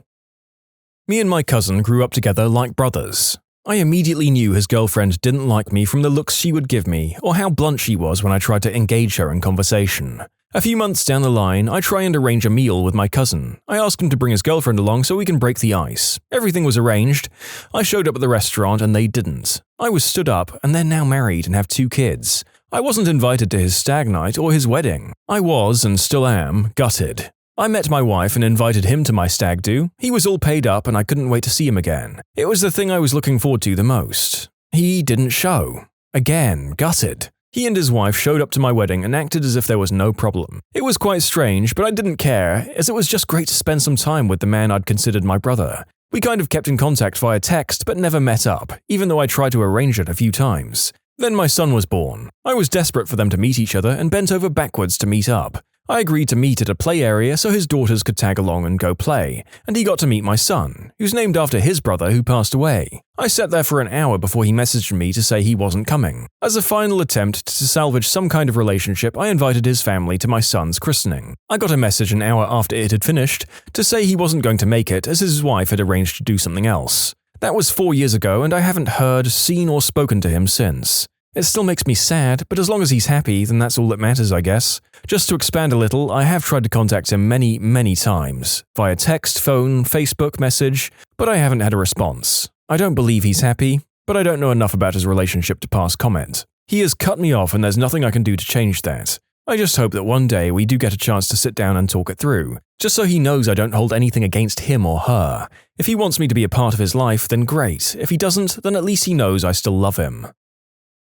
When he started trying to pick fights with me in order to separate me from my cousin. We were in our mid-teens, he looked 17 or 18, very clean-cut and geeky, in a boy band sort of way, you know, the sensitive one with the glasses. He was well-mannered, respectful to our mums, but he seemed predatory to me. I didn't have the best people around me growing up, so I learned to recognize potential threats early, and this guy set off all of my danger bells. Just small things like watching too closely to see how people reacted to him, and the way his smile never reached his eyes. I wasn't rude, but I didn't fawn over him either. Once he realized that I wasn't charmed by him, he started avoiding me, telling her he didn't feel comfortable around me and she'd have to see him alone. He tried bullying me anytime he saw me, while still bragging to me that he was her protector and her white knight. Found out a few months later that he was actually in his mid-20s and had a record for stalking and trying it on with underage girls.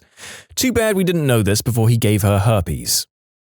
My best friend started to date this girl about a year ago. She was awesome, always seemed so nice and was very fun to be around. About 3 months into the relationship and everything was going great. Then he asked her to move in with him. The day comes to move in and I go over to help her move the heavy stuff and lo and behold she shows up with a 5-year-old. When I ask who it is, she said her son. We were blown away. She had never mentioned it and never said anything about having a kid. Her Facebook had 0 pics of her kid, no one mentioned her kid. It was a big cover-up and she basically just wanted someone to support her and the kid. He noped out of that one right then and there. That kid is super duper effed. The first time I met him was at her birthday party. He shook my hand, then proceeded to try and grind on me in front of her and her family. Then when I called him out on it, everyone said I was the problem and just jealous. A year later, it turns out he'd been cheating on her continuously and had gotten 2 girls pregnant while dating with her. What a catch. It's just a shame he's not on the dating market for the rest of us. Or maybe he is, given his record of infidelity. He hated her spending time with me, snide jokes about lesbian lovers and wondering about the true nature of our relationship.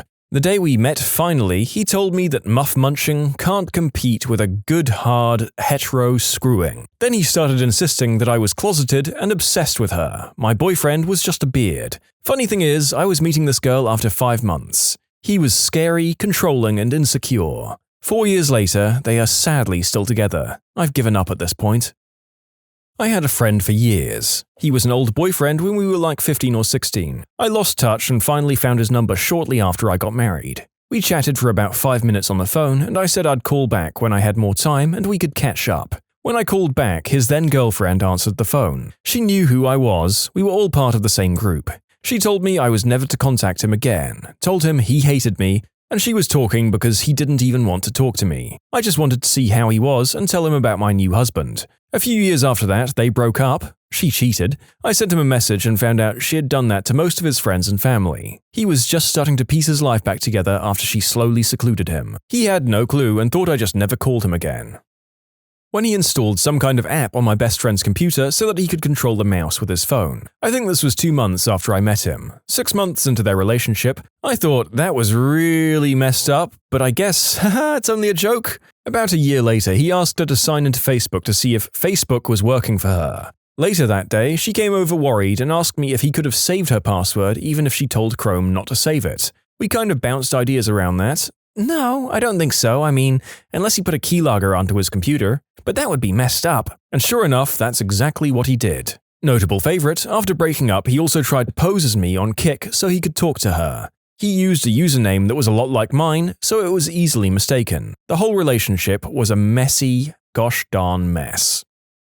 When my husband and I were helping them move, he would only speak to or answer my husband. I had an idea of how to move some stuff up the stairs, and the guy just blew me off. So I told my husband to casually mention the same idea, and poof, it was an awesome idea, so we had to try it right there and then. He always put her down and she would just take it. In the end, he broke up with her because he felt she wasn't thin or pretty enough for him. Then he'd get mad at her for trying to move on and tried to sabotage every relationship she tried to have. I ended up ending the friendship because I couldn't stand listening to her complain about how he was treating her, and she would keep going back to him. Teachers. What's the worst parent-teacher conference you've ever had? I had a student fail my class and I thought I'd been emailing with their parents throughout the semester. Turns out the parents didn't speak English and relied on their children to translate for them. Their older sibling was studying abroad, so the student was able to hide everything from the parents. Once they came home, the jig was up. The parents couldn't believe their child had lied for months, so we had a face-to-face meeting. It was so awful to see their faces crumble in shame and humiliation as their oldest child translated the meeting. I teach 7th grade, and the one that stands out to me was from my 2nd year in the classroom. Probably it sticks out in my mind because I didn't feel confident in my job yet, so this interaction I had with the family threw me for a loop. Once, I had a struggling student come in with their family, and I was so eager to talk to this family. I was hoping that we could have some kind of constructive conversation that would lead to the kid's improvement in my class. I'd pulled up their grades to explain why he had a D in my class and what he needed to work on to bring his grade up. Next thing I knew, parents started completely berating the kid, calling him stupid and lazy and telling him that he was a failure. It was horrible. Even worse, the kid was on the spectrum, so he really didn't have the kind of emotional stability to handle something like that. Heck, I don't know what 7th grader would be able to handle something like that. He started crying and his parents apologized to me, and led him out into the hallway where they continued to berate him. It was rough. I tried to smooth some things over by talking about the kid's strengths, but they just wouldn't be deterred. The kid was sitting on the ground in the hallway, just sobbing next to the lockers, and his parents left, presumably to go to conferences with more teachers. I tried to console the student, but I don't think there was much I could have done. He was just completely heartbroken. I had to tell a well-known gang leader that his son was failing my class. It actually went better than expected, but the anticipation was real. I was talking to the parent of a kindergarten student and telling her ways that she could help her child at home. She suddenly said, "Do you get paid to do this?" I said, yeah. And she said, "Well, I don't." Then she swiped all the papers off the table, stood up and walked out. I was like, okay then. My best friend's mum was told by her kindergarten or reception teacher in the UK to stop helping or encouraging her to read as she was making the other kids look bad, when in fact it was the teacher being a bit crap. She changed schools not long after. Why on earth an educator feels the need to stop a child from learning and excelling is a question that will never not boggle my mind.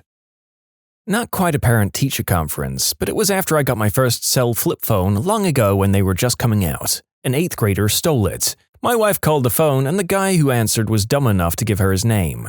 It was a parent who was using it. The kid confesses to taking it and the parents came in. Admin confronted the parents about it, explaining that we just wanted the phone back. The parents tore into the kid for confessing he took the phone and told him his birthday was cancelled for ratting on them. I've had similar to this. Lady at my work, her phone goes missing. She then, months later, does a home visit to a family and sees her phone on the table. She picks it up and her photos are still on there. She says to the mum, "This is my phone." And mum says, "Oh my god, sorry, if I'd known it was yours, I would have made him give it back." How the frick does your 8-year-old just come home with a stolen phone and you're cool with it unless it's been swiped off someone you like? I did like the kid though, just couldn't trust him. My mother-in-law is a teacher. She had one child who basically existed to make sure my mother-in-law wouldn't be able to get through her day peacefully. Crawling on the ground all day, continuously talking, just generally distracting other kids and being uncontrollable. Mother-in-law had several talks with the kids' parents, but they obviously couldn't give a single crap. One day she lost her phone that she always kept on top of her desk. She spent hours looking for it when it occurred to her that the kid had been unusually quiet toward the end of the day. She asked my father-in-law to call her, and of course the kid picks it up. My mother-in-law was furious and called the girl's parents. Her parents said that the kid had claimed that mother-in-law had let her have it for good behavior. It was all really stupid. Parent was irate because I caught her 6th grader cheating on a test. The parents said that the daughter was too stupid to cheat anyway and kept calling her dumb and an idiot. The daughter was right next to her, hearing her mother talk all this negative crap about her. Absolutely broke my heart. In tears, I told my principal. She said, "Well, there's nothing you can do about it, and if she really believes that, she's doing an incredible disservice to her daughter." I left the school the end of that year. An unintended conference when an undergrad I was teaching requested a formal meeting with me, her mother, and the dean of the college at the university. She'd received a 97% on an essay, and she and her mother were both in tears, demanding that I be reprimanded and retrained for unfair grading policies. I think my mouth was agape the entire time. One time, a child peed all over the bathroom in the school. When we brought it up with a parent, they demanded to know why we didn't teach them how to properly use the bathroom. My girlfriend's mum is a teacher in a very poor, mostly racial minority area. She once had a child in 3rd grade who was on the cusp of being tested for special needs, but basically was approached as being slow but no serious biological developmental issues. This child, on one disgusting occasion, ate his own feces. Yes, ingested, on purpose, his own excrement. When brought up to the mother, the response was, "Well, he was hungry." An administrator in the room responded, "Then send him home with some crackers." Ugh, the horror. Once had a phone conference with a parent who accused me of forcing students to come to my house and build a garage for me. The parent said his son was being ostracized and punished by me for refusing to come to my house and work on my garage. The only thing I could do was laugh at him. I thought it was a prank and hung up on him. Next morning, I had to meet with my principal because the parent had called and threatened to call the local news media about my classroom if I wasn't immediately fired. The parent left screaming rants on my principal's voicemail. We listened to it a few times and got some good laughs. The parent claimed I was making the kid drive to my house during class, and if they didn't, I was failing them. But his son had an A- in the class, and the drive to my house was longer than the class period. The parent was obviously nuts, but it had to be treated as credible. So there was an investigation, and there may even be a report about it in my personal file. I've had other weird interactions with parents, but that one definitely takes the cake. Most parents are awesome, and I enjoy visiting them. A very small minority will try and verbally abuse you or bully you. Kids will twist words and incidents so they don't get into trouble. Some parents can't believe their angels can do anything wrong. I don't know why they believe that. I've messed up as a kid and as a young adult. My kid is no angel either. That's not to say that teachers don't mess up and twist things either. Former teacher, first parent-teacher conference. I put a lot of time into preparing this evening as an innocent 22-year-old. I gave a 10-minute speech to about 15 family members. They didn't seem to care at all. Then I met up with each individually and they were combative. Some stunk of alcohol. One straight up yelled at me for my grading systems. It was basically the beginning of the end of my interest in teaching. Depending on what kind of training you had to go through to become a teacher in the first place, that seems like a raw deal. Hopefully it wasn't the 3 to 5 years of training that most people do. So this year I got thrown into a new teaching assignment. In year 2, the week before school started, I teach geometry, which many students hate because it requires a different type of thinking. It's almost worse with honors students because they think they should automatically know everything without trying and are shocked when they don't. Anyway, one of my geometry classes basically tried to stage a mutiny because of a test before conferences. The principal informed me that she was getting emails about the class. I was prepared for the worst and then surprised when most of my conferences were very positive, until one couple sat down and said that their students weren't learning any geometry. I explained that they were constantly distracted in class and that I was giving them new seat assignments to help them focus. Because on the day of conferences, the student in question had spent the entire class period drawing a clown when I thought she was taking notes. The mum said, "That was one incident. It doesn't explain the fact that she's not learning. Plus, is it true that you once forgot to post the answer key to a review guide and then gave the quiz the next day anyway? She says this like it's the most damning piece of evidence in a courtroom drama. Me? Yes, it did happen once. We'd gone over the majority of the answers in class the day before. I told the students that they had time to ask questions before the quiz, and that should this ever happen again, all they need to do is send an email or leave an online comment and I'll fix it right away. It shouldn't have affected their grade at all, and even if it had, I allow test retakes and am always available after school to help. Cue the awkward silence while the mum stares at me like an angry bullfrog, presumably shocked that I didn't resign on the spot. This was the biggest flaw they could come up with in my class. I have a crazy professional and personal life, and am doing my best, but kids, and often parents, will find any possible excuse to avoid confronting their struggles. I ended up chuckling with my principal about the fact that my failing to upload a document triggered parent emails to the administration after the fact when not a single parent or student bothered to contact me the day of. These are from the same parent evening. 1. Parents of a student with a name fancy enough that they may as well have been called Lord and Lady Ashcroft. They greet me with, "It's a pleasure to meet you. You aren't a C-word like all the other teachers."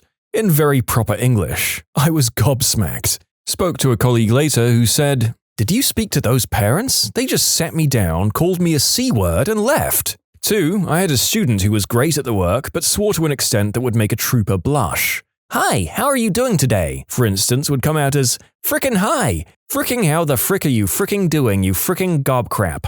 Suffice to say, I brought this up with his mother, who turned to him and said, "You fricking what? Fricking heck! We fricking talked about this, you fricking eggplant." I stopped policing his language after that. There wasn't any fricking point.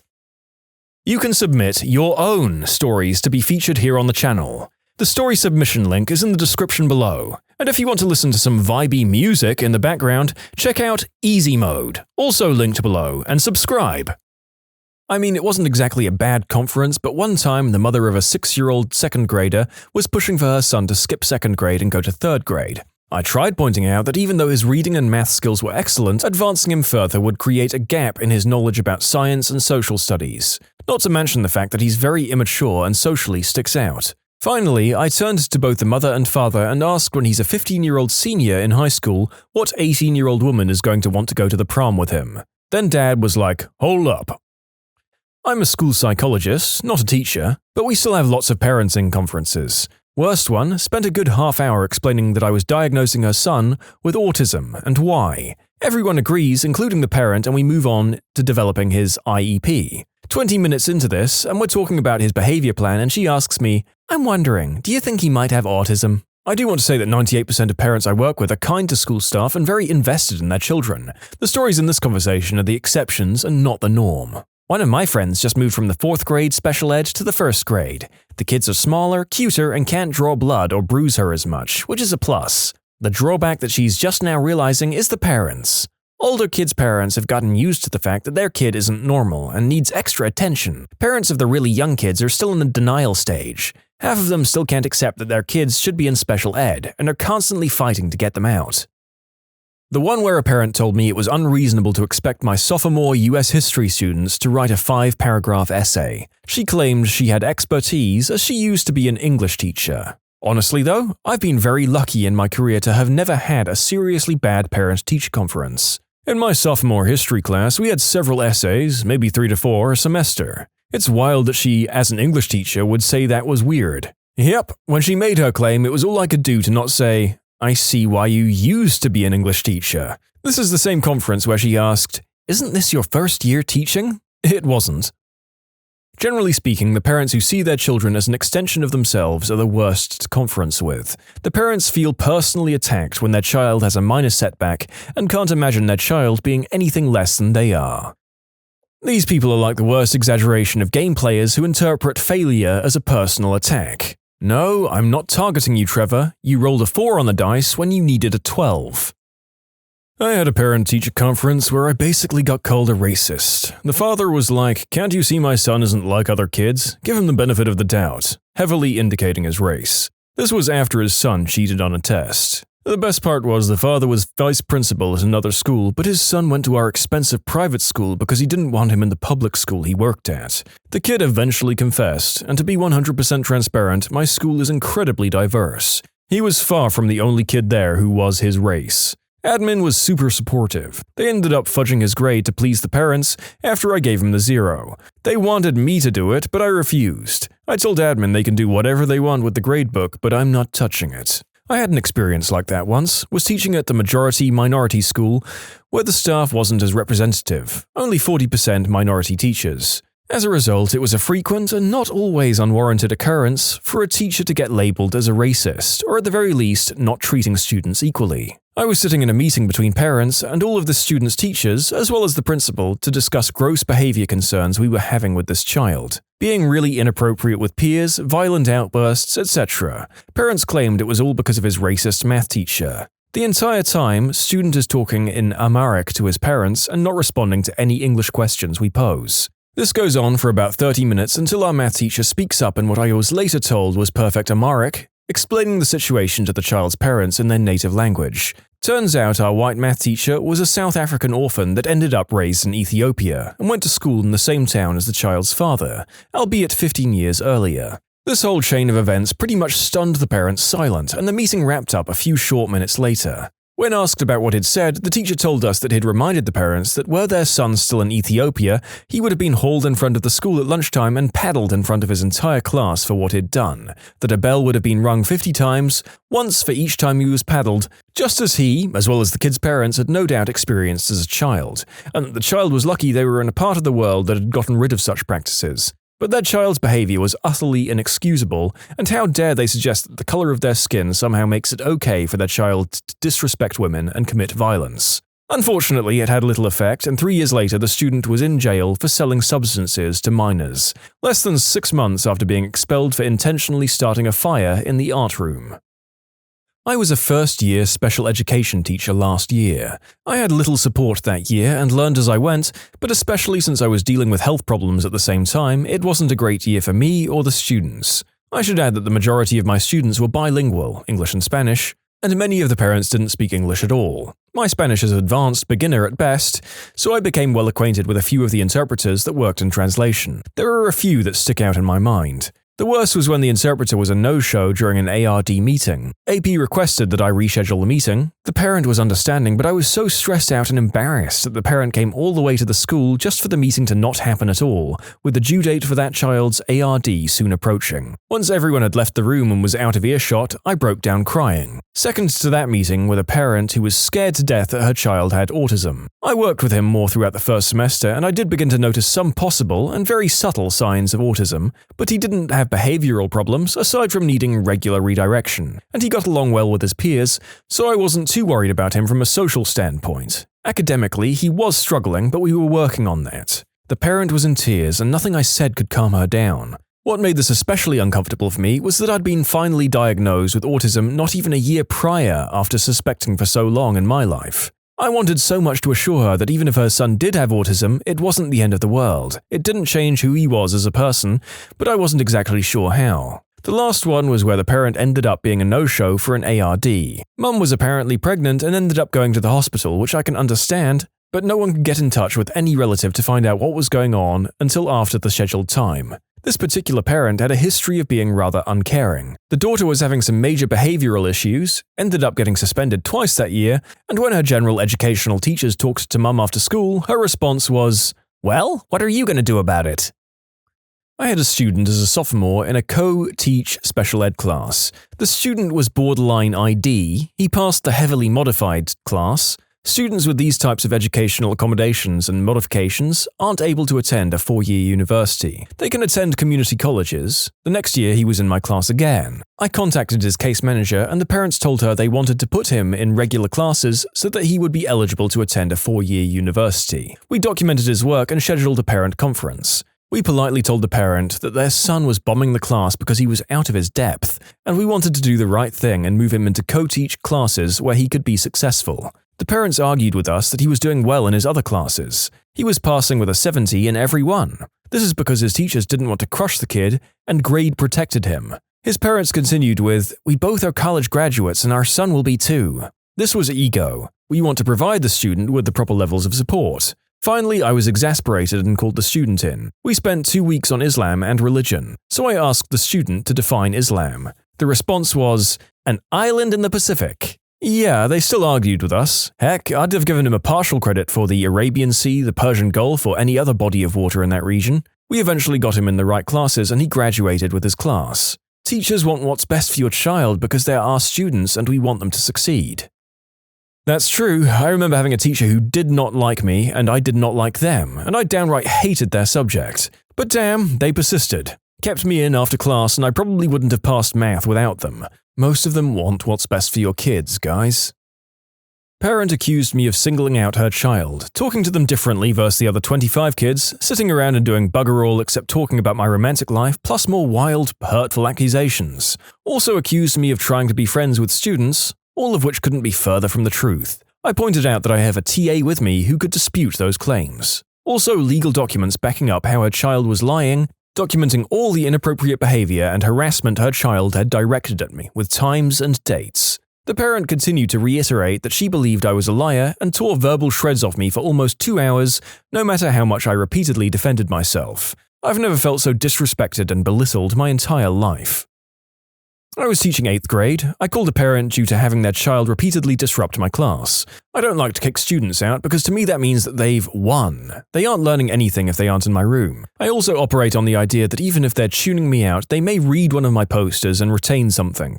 Anyway, I called a parent explaining that their child was disruptive, blurting out, passing notes, moving to different seats, texting, saying rude things, etc. And the parent said, "I bet my child isn't the only one." I responded, "You're right, but I'm talking to you about your child, not someone else's. Isn't it your job to correct their classroom behavior?" I responded, "I've explained the steps I've taken to support your child in the classroom. What do you want me to do about it?" I responded, "Well, I'm not old enough to be your child's parent, so I would appreciate parental support." This is what I said instead of, "Parent your fricking child."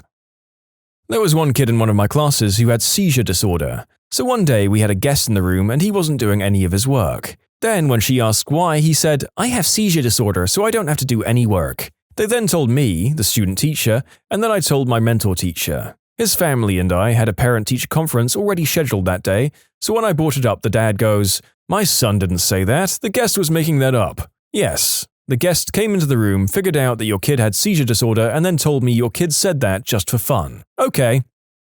Probably the time when both the dad and the son were high as frick. Both were nodding off in the meeting. The mother looked like she was on the verge of tears. Poor kid never stood a chance.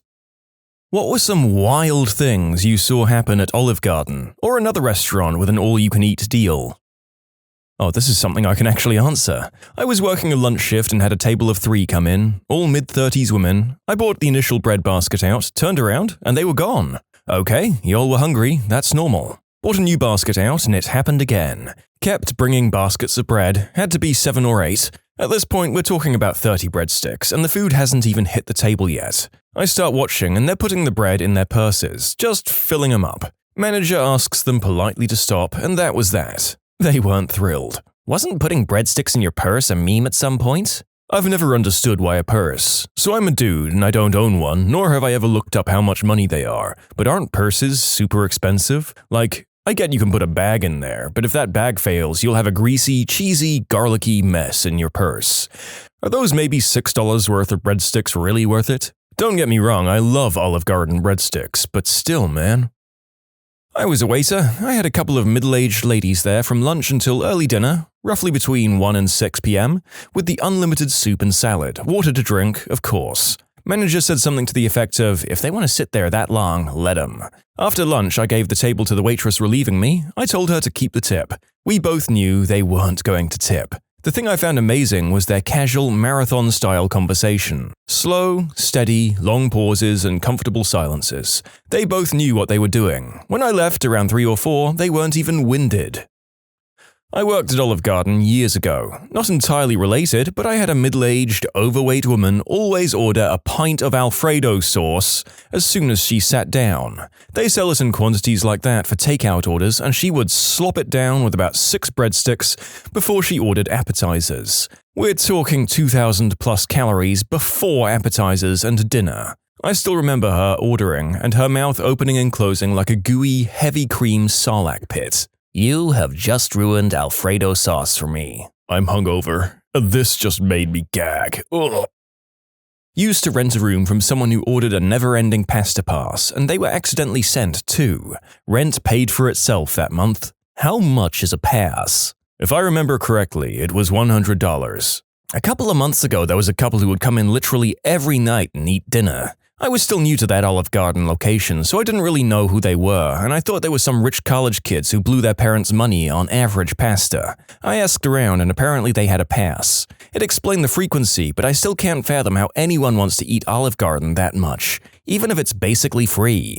Note that when I said literally, I meant literally. Every single night they came in and got food for at least a month.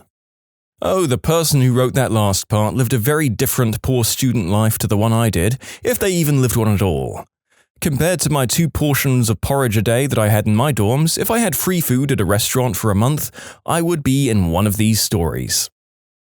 I saw her stealing the breadsticks, putting them in her big purse when I wasn't near, and kept asking for more. I can't blame her, they're delicious. Were you my server in New Hampshire like 10 years ago? I got so busted doing that. Haven't shown my face in an Olive Garden since. Also New Hampshire here, Manchester. My grandmother always stuffs her purse with bread. You guys know you can just ask for some to go, right? You usually get at least 5 or 6 to take. You ask for some to go on top of putting them in your purse. Maximize your take home. I went with a buddy 2 weeks ago with their pasta pass and we could hardly finish 1 bowl each, but our waitress kept asking if we'd like more, wink wink, so we got another helping of pasta straight into a to-go box. And then she basically said, "You're my only table right now, so if you guys want more food, just keep ordering and I'll bring you more." We took home 3 bags full of Olive Garden and only stopped because we didn't want her to get into trouble. Needless to say, she got a nice tip because we were meal prepped for the week. The Wendy's in the town I grew up in would do this if you went through the drive-thru at 12:50. Closed at 1 a.m. Basically, anything left over they'd have to throw out would end up in your bag. I'd buy like 1 thing off the dollar menu and get a damn feast. I missed that place, and being at a point in my life where a meal at 1 a.m. was reasonable. A friend of mine worked at Wendy's back in college. He would show up at our apartment with 3 or 4 bags of food every few days. He'd cook it right around 12:30 a.m. and then leave work and show up. We were all so high when he came over, it was like he was sent from burger heaven. It was 11:45 p.m. and we'd closed at 11 p.m. They showed up at 10:55 and complained they felt rushed. Meal was comped and they left no tip. I hated serving. Another story I just remembered, we had a guy who had a pasta pass, pay $100 and get all the pasta you could ever want in a month, and would come in and eat and then proceed to either wait until he had to poop or made himself spew to make room for more pasta. He usually came alone with the same crusty outfit and would tell everyone how much money he's saving by coming every day and eating pasta. Oh, I've got plenty more. For example, I had a family who we call the Alfredo family. Literally the worst people I've ever met. Came once a week and complained about literally everything. Kids would run around the entire restaurant and steal tips from other tables that were left out. They got the charming nickname because no matter how much Alfredo sauce you put on their pasta, it was never enough. I'm talking 10 to 15 scoops worth of sauce each. They literally used every excuse to get comped food and gift cards. The drink was either too flat or the food too dry. We were the worst Olive Garden ever apparently, which made no sense since they came once a week. They must have gotten thousands of dollars in comps and free gift cards. It was terrible. They even tried to lure out one of the managers to the parking lot to assault her because she was seriously over their crap. Guess what they got for pulling that stunt? A $200 gift card. My girlfriend says only a manager can cut someone off from the unlimited food deals, and the only time that they cut someone off was during the unlimited pasta event. He ate so much he couldn't eat anymore, but he refused to leave because he wanted to wait until he could eat more. There was a place called It's with a buffet, movie room, cartoon room, sports bar room, and arcade. It had $2 Tuesdays, $2 buffet. Many people would come for lunch, watch movies until dinner, and eat again. I don't work at Olive Garden, I'm just going to share a story that happened there last week. It was my birthday on the 22nd, and a friend wanted to take me because she had a gift card. She said I could have it, but I asked her to go with me to use it. There's only one Olive Garden in town, and it's always a madhouse, but we went anyways because of the gift card. Got there, waited maybe 20 minutes for a table, and all was going well. We'd just put in a drink order, and we looked over the menu when suddenly, bam, power went out. Floodlights immediately kicked in, so it wasn't dark. So we waited, hadn't even received our drinks yet. The waiter brings us waters. Soda couldn't be bought because something about the machine not working with the power out. No big deal. We're asked to see what the situation is, but we can leave if we'd like. Most people stay hoping for it to come back on, us included. 5-minute pass and the waiter brings out breadsticks and salad, so we're happy to snack while we wait. 10 minutes later, we're told someone ran their car into the transformer so power wouldn't be coming back on. Good news was all soups, salads and breadsticks had to be given out because they couldn't stay out, and it was all free. Our waiter even managed to snag a cheesecake slice for me because it was my birthday, which was also free. He received a large tip that night. A 30% tip on a free meal. Reminds me of how my brother and I were craving Olive Garden, so we went to our local one, but the power was out. That's okay, we drove 5 miles to the next nearest one, got in the door, said one word to the hostess, and the power went out there too. So like good boys, we just found the next closest one. Boy, those breadsticks taste so much better when you have to fight nature for them. Not Olive Garden, but similar. My skinny as frick uncle once got the all-you-can-eat shrimp at Sizzler, and was eventually told he couldn't have any more. The man had easily eaten over 100 shrimp. It was pretty funny. Mrs. Simpson, what did you and your husband do after you were ejected from the restaurant? Oh, we pretty much went straight home. Mrs. Simpson, you're under oath. We drove around until 3 a.m. looking for another all-you-can-eat fish restaurant. And when you couldn't find one, we went fishing. Does that sound like a man who had all he could eat? I'm sorry, but that's all I could think of during that story. I'll admit that I was also thinking of this scene when I read the original story, and that last commenter is responsible for you all having to suffer through my Marge Simpson impression. There are more non-cartoon comments on the incident to follow. Your uncle was deceived. 300 shrimp is nothing. Former Red Lobster server here, the record for endless shrimp was 35 refills, roughly 10 shrimp per refill, plus the 30 shrimp in the original order. All scampi. 380 shrimp. The dude dipped them in water first to remove the scampi butter. It was disgusting. The water thing makes me think that he was maybe a competitive eater, probably training. You can submit your own stories to be featured here on the channel. The story submission link is in the description below. And if you want to listen to some vibey music in the background, check out easymode, also linked below, and subscribe. I'm originally from Eastern Europe, but I worked at Olive Garden in South Carolina during my work and travel trip. It was my first time in the US, and the whole experience was great, but also often awkward. It was weird from the start. People who hired me were very surprised with me showing them an actual work permit. Oh yeah, we totally needed that. There wasn't many foreigners in that part of South Carolina, so the manager decided that it would work great if I pretend to be Italian, to make their authentic Italian dining experience even more authentic. I really needed that job, so I rolled with it, welcoming guests with my Eastern European/fake Italian accent, and people loved it. Oh, I love your accent. It's from northern Italy, right? Yeah, about 2,000 miles northeast of Rome, mate. South Carolinians were some of the kindest and nicest people I ever met, although often confused with geography. I'm actually from Poland, I admitted to the great older guy. Poland? Ha! My father liberated Amsterdam. I got great tips, but this one time, one family liked me so much that the father went back to his house and came back with actual Polish bills.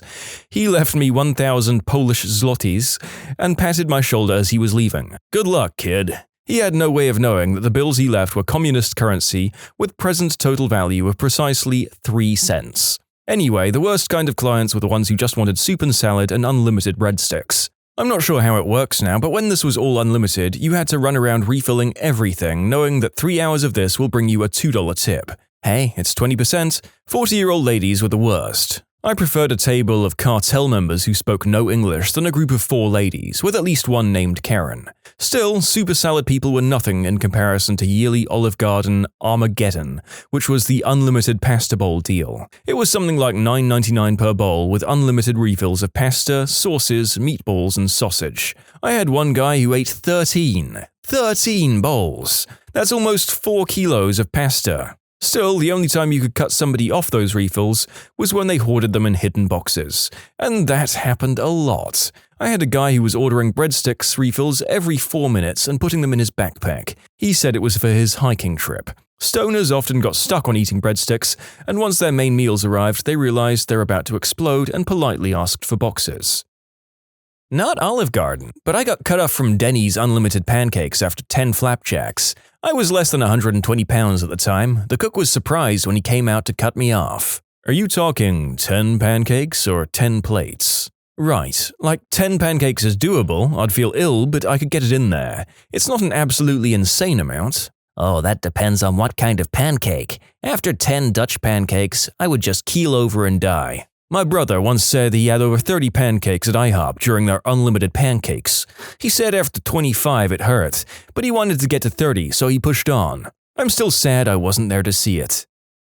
The manager told me I'd reached my limit in unlimited pasta bowls. Apparently unlimited means 9 pasta bowls. Wow, the most I've seen was 6. I wasn't serving the guy, but I did run a lot of the bowls. He didn't even finish many, it just seemed like he wanted to do a sampler of all the classics. If you get the most expensive one, we let you get refills of the cheaper ones if you want. I mentioned the guy to our manager that night, and all she said was, "Good for him, getting his money's worth." I worked at Old Country Buffet in the early 90s. We never cut anyone off, but here are a few things I recall. Elderly couples coming in for breakfast and staying all day. They were usually nice, so we didn't mind. Eventually the restaurant made you pay again if you stayed after breakfast or lunch. One person dumped the entire pan of shrimp onto their plate. Whole plates of fried chicken piled high, just vanishing into thin air, not even bones remaining. Ziploc bags are a wonderful thing. Whole other plates of fried chicken piled high, left sitting to be thrown away with not one bite taken. The strawberry shortcake bar never failed to have people vomiting. No, you shouldn't put that much whipped cream inside of you. My favorite story involved a woman pulling a manager aside and saying, "I don't want to cause a scene, but I found this fishhook in the seafood salad." And the manager replying, "I don't want to cause a scene either, but there ain't nothing in that seafood salad that was caught with a hook." Yum yum. I mean, if it's that cheap, it has to be both non-hazardous and ethically caught, right? Honestly, there is probably a certain price bracket below which complaining is meaningless. I'm always afraid they're going to kick me out for eating too much, 3 or 4 baskets of breadsticks maybe. On the soup note, anyone else ever wonder how far you can push the "say when" on cheese grating? Sometimes I have guests who are embarrassed or feign embarrassment about the amount of cheese they like. I always say the same thing. Every moment I grate cheese is a moment I'm not carrying a 30-plus pound tray of food or dirty dishes. This isn't a workout for me, it's a rest break. You say when you're good and ready, lady. I've gone through an entire block before, plus some. I'll go back and get more if you really want me to. Also, my arm never hurts. I do this 40 hours a week. You think your one bowl of soup with more than average cheese is going to make my arm hurt?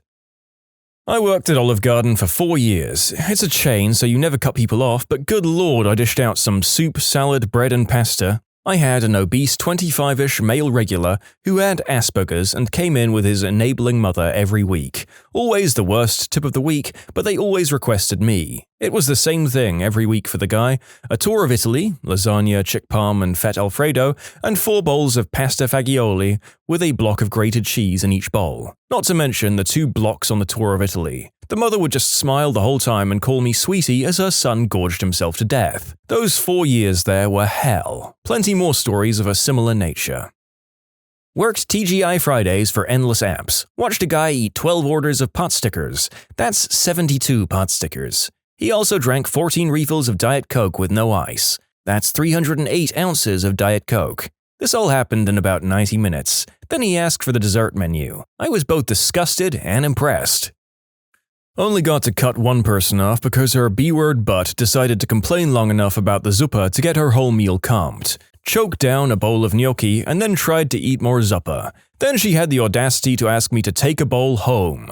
Big ol' nope. Was tipped with a Jesus pamphlet. When I was a teenager, my uncle was a youth pastor and invited me to an event. After, we went to a local Friendlies, 15 people in total. He left a business card for his church as his tip. I was so teed off. My mum had given me a 20 for food, so before I left I stopped my waiter and handed it to him. I went in there a lot and he was a nice guy and a good waiter, and it was all I had. I would have left more if I could, and I told him that, and what he could expect to find on the table. He thanked me. I was like 15 and knew better than to not tip, especially for a large party. Being Christian means helping others, and that includes tipping your waitstaff. Worked in various Olive Gardens off and on over the course of a decade, ranging from Houston to Boston. Even was a trainer for a bit before deciding to go to law school. Never had to cut someone off for unlimited breadsticks or salad. Never had to cut someone off for unlimited pasta bowls. A guy I served at the Olive Garden in Greenville, South Carolina, ate his original bowl plus 15 refills. He was determined to eat each one of the pasta and sauce combinations. He kept me wildly busy, running pasta and bread out to him all evening. His 2 friends had to help him walk out of the restaurant. At the time, a big bowl of pasta was 8 ounces and the refills were 4 ounces. He ate 4.25 pounds of pasta, plus a lot of sauce, and had the meat add-on many of them.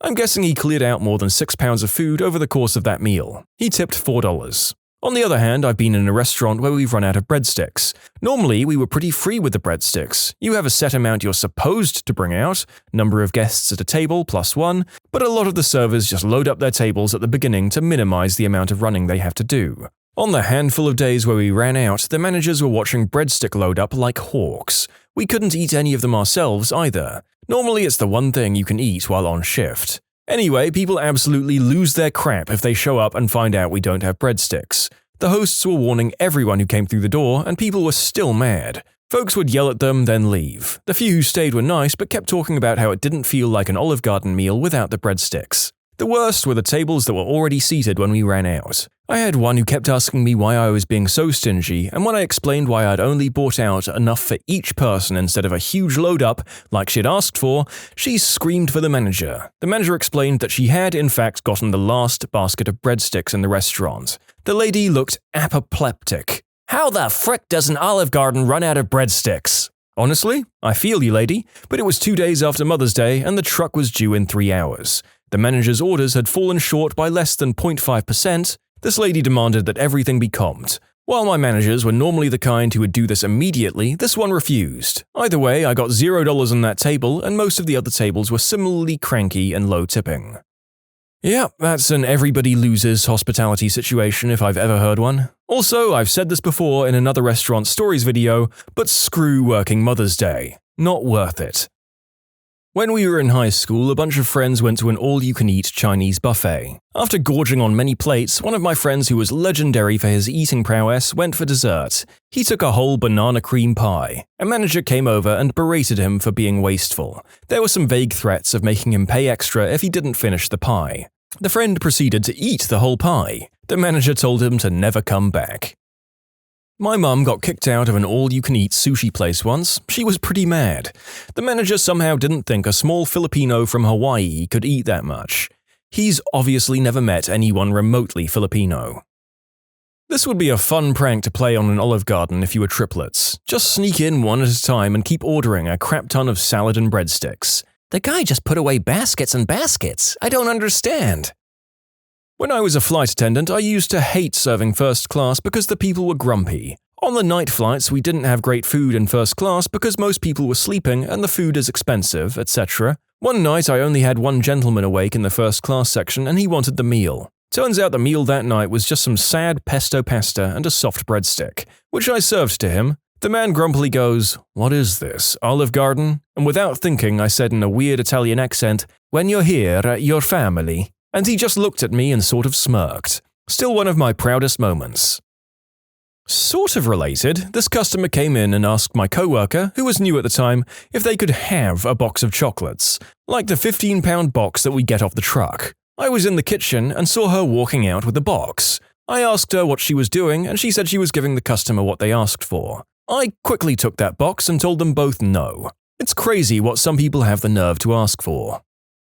My buddy and I went to Olive Garden damn near 30 years ago. We're looking up at the menu trying to figure out what we're going to order and the waitress walks up. "Welcome to Olive Garden, blah blah blah." I forget the spiel. "With your entree you can get unlimited salad or soup," or something to that effect. "Oh, what kind of soup do you have?" my buddy inquires. "Well, you can get either the soup or the salad," she clarifies. "I understand, but what kind of soup do you have?" he asks again. "Entries come with either soup or salad," she asserts a little testily. My buddy kind of glances over at me like, "Am I having a stroke?" I look up at the waitress and confidently ask, "Okay, so what kind of soup do you have?" "You can get minestrone or our daily special is the potato cream soup."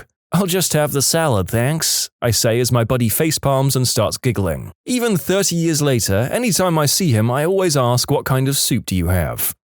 What did you think you were into in the bedroom until you tried it?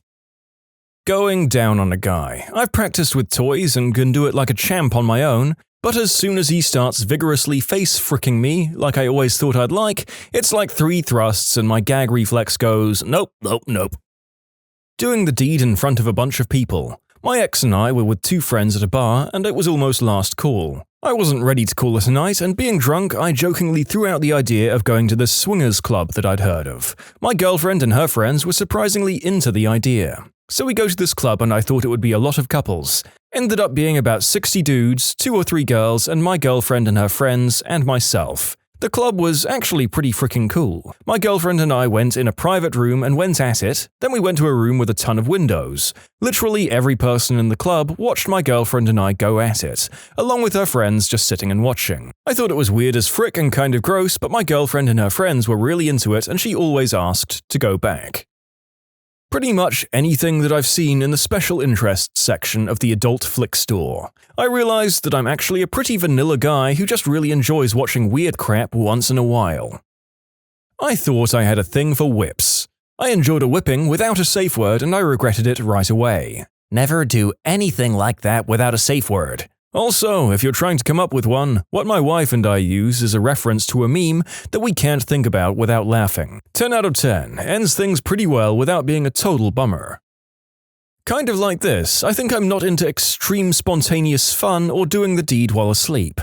My girlfriend woke me in the middle of the night because she wanted to do the deed. I had to work overtime the whole week, it was a Wednesday and all I wanted was going back to dreamland. I said yes and she climbed on top of me. I fell asleep while doing it, but seemed to have stayed hard. The next morning the whole bed was a mess, including her and me, and she slept like a stone. We had bruises and were covered in sticky stuff. I felt like Jim Carrey in Me, Myself and Irene. Completely dehydrated and everything hurt. I have no memory of anything that happened. Later that day, my girlfriend was the happiest and kindest person in the whole world and smiled the whole week. I wish I knew what happened that night. And no, it wasn't the unspeakable act. She had my blessing to proceed in general. When I asked her, she said she used me to feel free and powerful and then she smiled. She jokes that I'm better in my sleep than her 2 exes were awake. So, no details.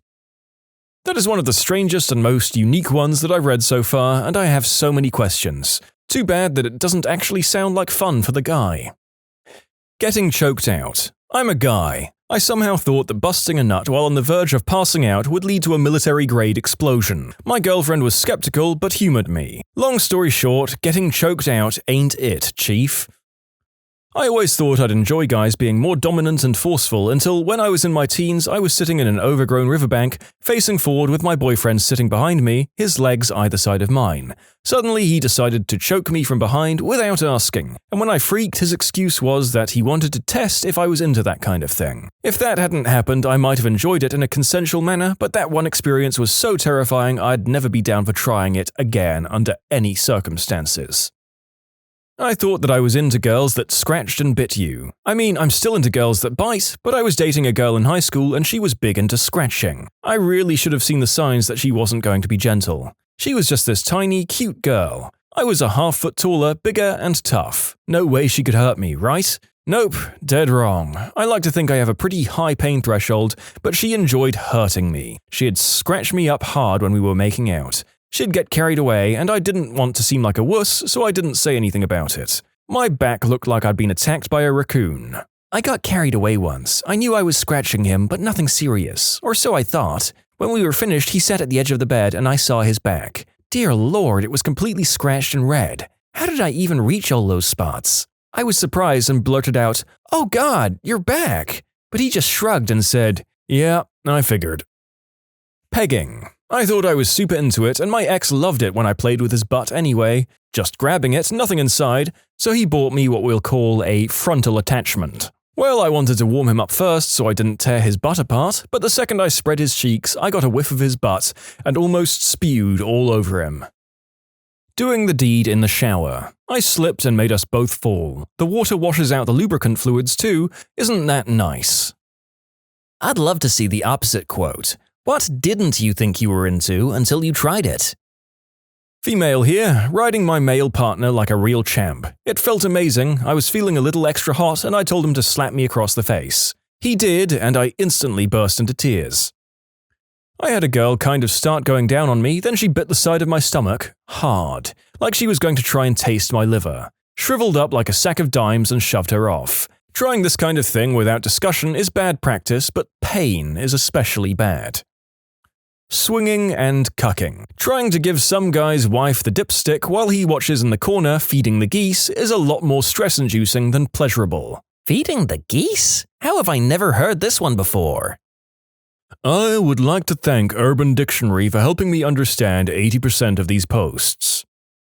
Having a girl grind on me. My member doesn't bend that many angles very comfortably, thank you. Standing and carrying the person while doing the deed. I could do it and I'm in pretty good shape, but I wouldn't exactly say it was enjoyable for either of us. I still want to try Amazon, but I think I'd rather just have cowgirl.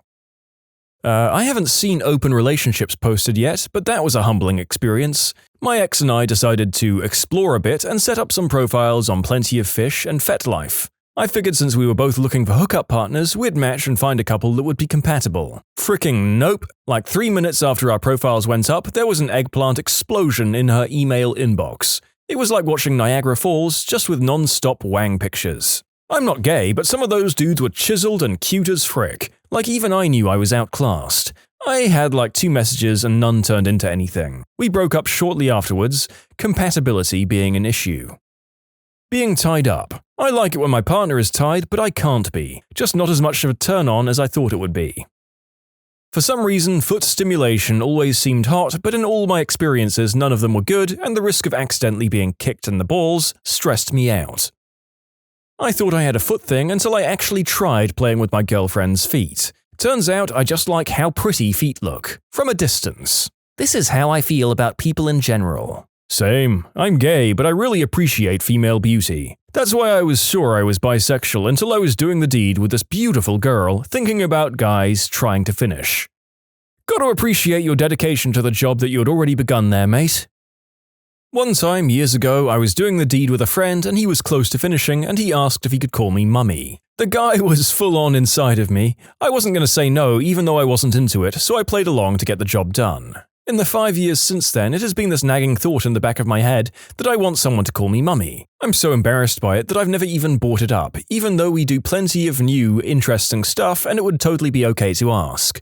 Earlier this year, I finally told my partner and went immediately bright red. He was into it and played along with enthusiasm, and I gotta tell you, I'm still not into it. I think it just got stuck in my head because it was so naughty and taboo, but in real life, it's just not hot. Since then, I've shoved the cat back into the bag and we've sworn never to discuss it again. I still have that little voice in my head saying to be a good boy and finish in mummy's hoo-ha, but now I just ignore it. Burning. I had an ex who was really into burning with candle wax. Not the massage candles, legit candle wax.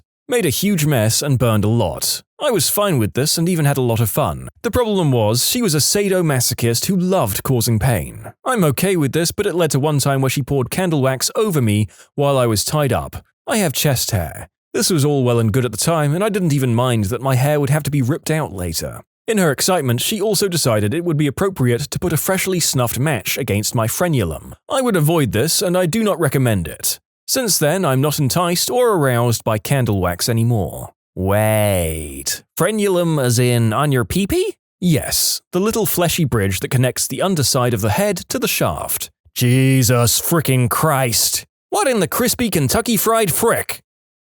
Ice cream. She got me nice and hard and then laid out scoops of ice cream around my tower of power. Froze my eggplant and then started melting down my butt crack, and pretty soon my butt was sticky. She tried her best to lick everything up, but that didn't make things any better. Worse was that it got on the bed sheets and we had to clean everything, which took up all of our day. Nobody got to finish that day. Hell, I'm here looking for new ideas.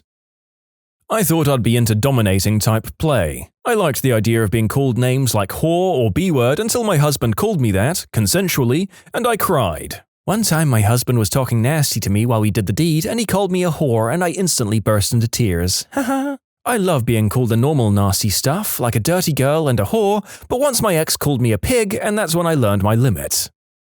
You can submit your own stories to be featured here on the channel. The story submission link is in the description below. And if you want to listen to some vibey music in the background, check out easymode, also linked below, and subscribe.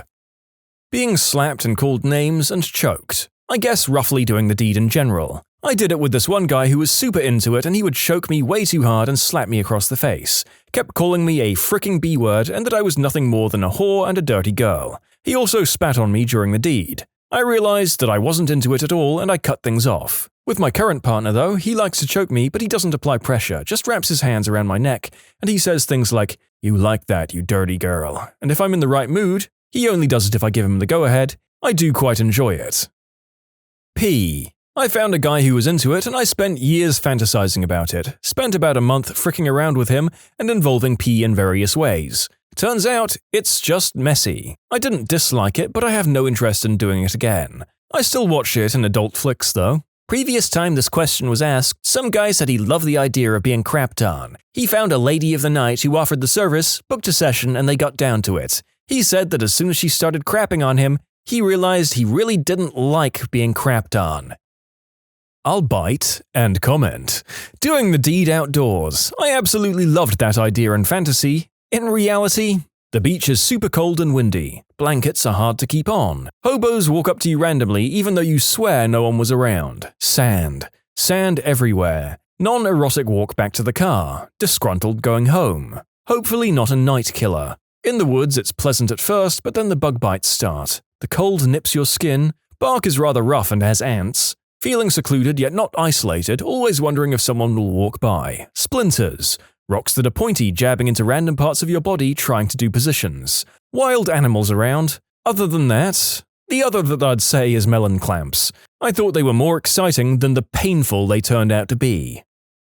Kind of basic, but the daddy or little girl thing. I love being dominated, but my gosh, it felt so degrading and not in a good way. And creepy acting like a ditzy child who needs approval to do everything. Not to insult anybody who's into it, but yeah, I realized it wasn't for me after all. I was super into the idea of whacking it while wearing a skirt, and when my girlfriend found out, she was kind of into the idea of me doing the deed with her while I wore a skirt because she was bisexual. Her words, not my assumption, but it didn't really work for either of us. Then again, I think we might not have been compatible or just inexperienced, because I also thought I didn't like girls going down on me until my next girlfriend did, and it was a revelation. Gangbang. Definitely not working out in my favor. Agreed. I didn't actively dislike it, but 4 dudes whacking the goose while watching you do the deed is a little strange. I was mostly shocked by the lightheartedness and jovial atmosphere. Do you want to turn in her butt? Oh, sure, thanks, man. Absolutely, let me get out of the way. When the whole thing was wrapping up, the chick was on her knees with everything getting ready to splooge into her face, and one guy almost blew it on my shoe, and I said something to the effect of, "Hey, watch the shoes, man," to which everyone, her included, started cracking up, just to further illustrate the jovial atmosphere. Well, after reading that, I can confirm what I already knew, that I have no desire to try it out. Also, the less of my friends' eggplants I see in my life, the better. Doing the deed with someone who was cheating on her boyfriend. We were friends with benefits before, but then she got a boyfriend. A few weeks later, she still contacted me. Going at her place, I thought it was hot, but then all I kept thinking about was him and how he was probably in love with her, and how crushed his heart would be if he knew. There's nothing fun or phantasmagorical about that, I thought. I had a panic attack, left, cut contact with her, and now I just feel dirty. Every bit deserved, though. Pegging and milking. It was fricking exhausting. I felt like, why haven't you splooged already? I'm bored. After an hour of licking, positions, thrusting, titillating, the taint, Crisco, blah blah blah, I felt blessed as a woman and I had a new respect for the endurance people had to get me off. Pee. Even if you're cool with it during the act, the second you get off you realize you're just covered in pee. And if you're like me, you try it again just to be sure and you want to bang your head into a wall because you can never be unpeed on. I don't know if it's the same per se because it's kind of mainstream, but 3-ways just aren't as fun as I thought. The pressure to make sure everyone was having a blast kind of ruined it for me. Don't want anybody to feel left out, you know? Doing the deed outdoors. I got a 2-inch splinter of wood shoved right up my butt. In the cheek, that is. Can confirm, ended up with half my leg covered in poison ivy. And no, dumb 17-year-old me didn't see any poison ivy around before the deed. Being called daddy. The first time doing the deed with this girl I met in a bar, she goes right into, "F me, daddy." I always thought it would be hot to hear, but nope. Instant eggplant kill. My mind immediately went to, oh crap, she might have some serious issues. Turns out I was right too. I thought I'd be into choking. I already liked to be lightly spanked and act like a bratty sub. I think it's funny to be annoying, so I just thought it would be a natural step in my kinks. Didn't like it one bit. Nothing bad really happened, no freak accident, just got turned off real quick. I once hooked up with a girl who said she liked to be choked. I was kind of a mild guy, but I was like, okay, if that's your thing. The moment I saw her eyes as I was grasping her neck, I thought, holy crap, she really likes that. And that turned me on like frick. Also, it's nice to be lightly choked when being treated yourself. See, on the one hand, it kind of upsets me because I really thought I'd like it because of what you described, and that sounds awesome. But alas, it just does nothing for me. Woman here, doing the deed while asleep. I'd go pantyless when sleeping out of comfort, but I also gave my boyfriend the go-ahead to frick me if he wanted. Didn't bother with foreplay, just his eggplant. I wasn't prepped and it didn't feel great. Another partner kissed my hot spot when he wanted it in the morning, whilst I was asleep, and it made a difference. Having a willing, of course, shall we say servant. I thought it would be hot as heck to have an undressed girl in the apartment following my every command. In the end though, it just felt awful. Instead of, suck my fricking member, B-word, it was, suck my member now, if you want to. Please? Easy, milk or pain stuff. I went through a bad breakup, went to pick myself up via sleeping around. Slept with a recently ex-pregnant girl who was into pain and leather and other stuff. That crap hurt and I was uncomfortable, and don't get me started on the milk, disgusting, and it got all over. Had a long cry after that one, I still gag when I think about it. I thought I was bi until I sucked a member and now I'm gay. Anime body pillow doesn't feel real enough. Who would have thought that? I thought I would like female domination, so my girlfriend tied me up and just started beating the crap out of me. She hit my wang with a whip and it started bleeding so bad I had to go to the emergency room. You can imagine how awkward that was. Not sure if this qualifies as a kink, but like many people I thought that bigger was better in the eggplant department. Then I slept with a few people who had big ones. 1. Ow. 2. Fricking ow. No thanks, not into it. Now I'm with a guy who fits me perfectly, in a physical sense, although we're compatible in other ways too, and doing the deed with them is the best. Not too big, not too small, just right. 15 years of marriage and I tell my silly husband he too has the perfect eggplant, and he still denies the compliment. Average-sized eggplant is the best eggplant, period. I really thought I was into having someone pee on my face. Unfortunately, the angle was wrong and it went up my nose. Burned like heck and tasted awful. I'm really not into that anymore. Does anyone else here have an incredibly boring bedroom life and is just reading and listening to the responses for fun? I've had several times I'm so turned on I want to splooge and eat my own splooge, but once I actually get off, that desire disappears instantly. Once I tried it out of curiosity and a simple lick was enough to verify that it's not for me. I was in my early 20s and I thought I was into some more advanced stuff. I took to the internet and found a D couple through AFF who wanted a third, who was also a dom. I was feeling adventurous, so I agreed to play. I'd only had some vanilla stuff before, so what started happening was blowing my innocent mind. First off, this was a very attractive couple. The wife was hot. She started by laying across my lap with her butt in the air. I was whacking her butt. I'd never done this before. I just had no idea what I was doing. Then he put a leash on her and she's crawling to the back room on hands and knees.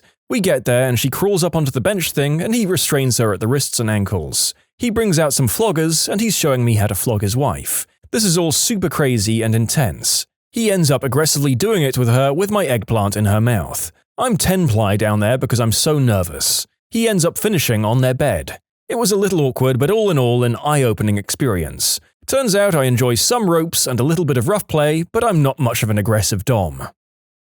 I had a massive public but discreet thing as a teenager. My first real girlfriend and I couldn't really get alone time to do the deed because her mum was homophobic and hated that I was making her daughter gay or whatever. So it kind of worked out that we had to do the deed in public places. We went on a date to the mall together and she tried to get me to go down on her in the family bathroom. I was too anxious and people kept knocking really hard on the door. When we came out, there was like a line of people going around the corner. Didn't realize it was fricking Black Friday. We pretended like I was sick and had been throwing up in there. I was 16 and my anxiety disorder was much more intense, so it wasn't far from the truth. But gosh darn, never again. An entire crowd of judgmental, teed-off people staring at you will kill a kink for good. What's the scariest glitch in the Matrix you've experienced? So I was in a friend's apartment with a bunch of people just hanging out. Eventually, I ended up on the floor sitting due to a lack of seats. Then it hit me. That feeling of déjà vu. You know, where you lose your entire train of thought and try to make sense of what's going on? After a couple of seconds, it hits again, except I remember experiencing déjà vu. At this point, I stand up and start walking around frantically. I reach one of the doorways, and there I remember a specific person came up and asked if I was okay, and I shrugged the whole thing off. A couple of seconds later, that person came up again and said the same thing, word for word, and I freaked out even more. In conclusion, I think I had a stroke. Went to sleep at 10 p.m., woke up at 9 p.m. on the same day. I still don't understand. You were asleep on an airplane traveling west. Maybe the clock was wrong, or daylight saving time confused you and you didn't sleep for more than a few minutes. I was at a camp in the deep, deep wilderness. Nearest cell service was 40 miles away. Only me and my wife. She was in the cabin. I walked out to the porch and down the stairs at night. I heard someone call my name in the direction I was walking. I turned right around and noped back into the cabin without missing a step. Obligatory Goatman reference. I woke up with 3 shirts on and 5 pairs of underwear. I was like 8 and thought the boogie monster did it. Scarred me for life. I was completely convinced that my family had told me that my uncle died. I even bummed out about it and talked to people about it at work. Then 2 weeks later, my sister brought him up and I said, "Wait, he's dead, what are you talking about?" And realized that my brain had just fabricated all of the memories. Or I'd had a dream so realistic I'd assimilated it as real memories. Very spooky. Yup, in stressy times, I'm particularly prone to really vivid dreams about unpleasant life events, both remembered from the past and imagined. In some cases, I haven't realized these events weren't current or real for a day or so. Moments before a bomb exploded behind my tank, I distinctly heard my TC, or tank commander, tell me to speed up, motherfricker. I accelerated and he began yelling at me, "Did I tell you to go faster, you dumb Boom! No one else heard him tell me to accelerate except for me. To be fair, this was late at night in 100-degree heat in a reclined position. I could have been driving in my sleep. So it was a good thing. Like if you didn't speed up, it could have hit you instead of being behind you. Poor as frick and living in a dreadful flat with my best friend. We scraped enough together for a 6-pack on a Sunday night. Monday morning there were 6 empty stubbies on the coffee table and 1 beer still in the fridge. We kept that magic beer for a while because it was magic, and then I forgot it was magic and drank it. I can hear that conversation. "Hey man, where's the beer?" "What beer?" "The one in the fridge." "Oh yeah, I drank it." "You drank the magic beer?" "Oh, frick." And then a somber moment and reflection. But it's okay, because that means he becomes magic. When I was about 8, I saw my mum walk into my room. I followed her because I was looking for her. When I entered my room, no one was in there. I then found her in the living room, which was all the way at the other end of the house. That was not your mom. Yep, she's usually walking into my bedroom. At work, bored as heck, checked my contacts for someone to talk to. Scrolling down and I noticed a high school girlfriend's name who I lost touch with for a couple of years. I mean, no phone calls, no discussions or common things with friends about her, nothing. The very moment I saw her phone number, boom, she rang. Not necessarily the creepiest story here, weird enough though. Sometimes I'm convinced that I can sense when my phone is about to go off. Sometimes I even know who is going to be the one texting me. I have no explanation and could never prove it. But like, I'll have not texted someone all day, and then I'll put my phone out of my pocket to see what our last text was, and they'll text me the second I swipe to unlock my phone. For a couple of good months, many times a week, my best friend and I would text each other at exactly the same instant. Sometimes I wonder if the human body can somehow sense incoming texts or calls, the same way certain computer speakers will buzz for 4 or 5 seconds before my phone notifies me of a text.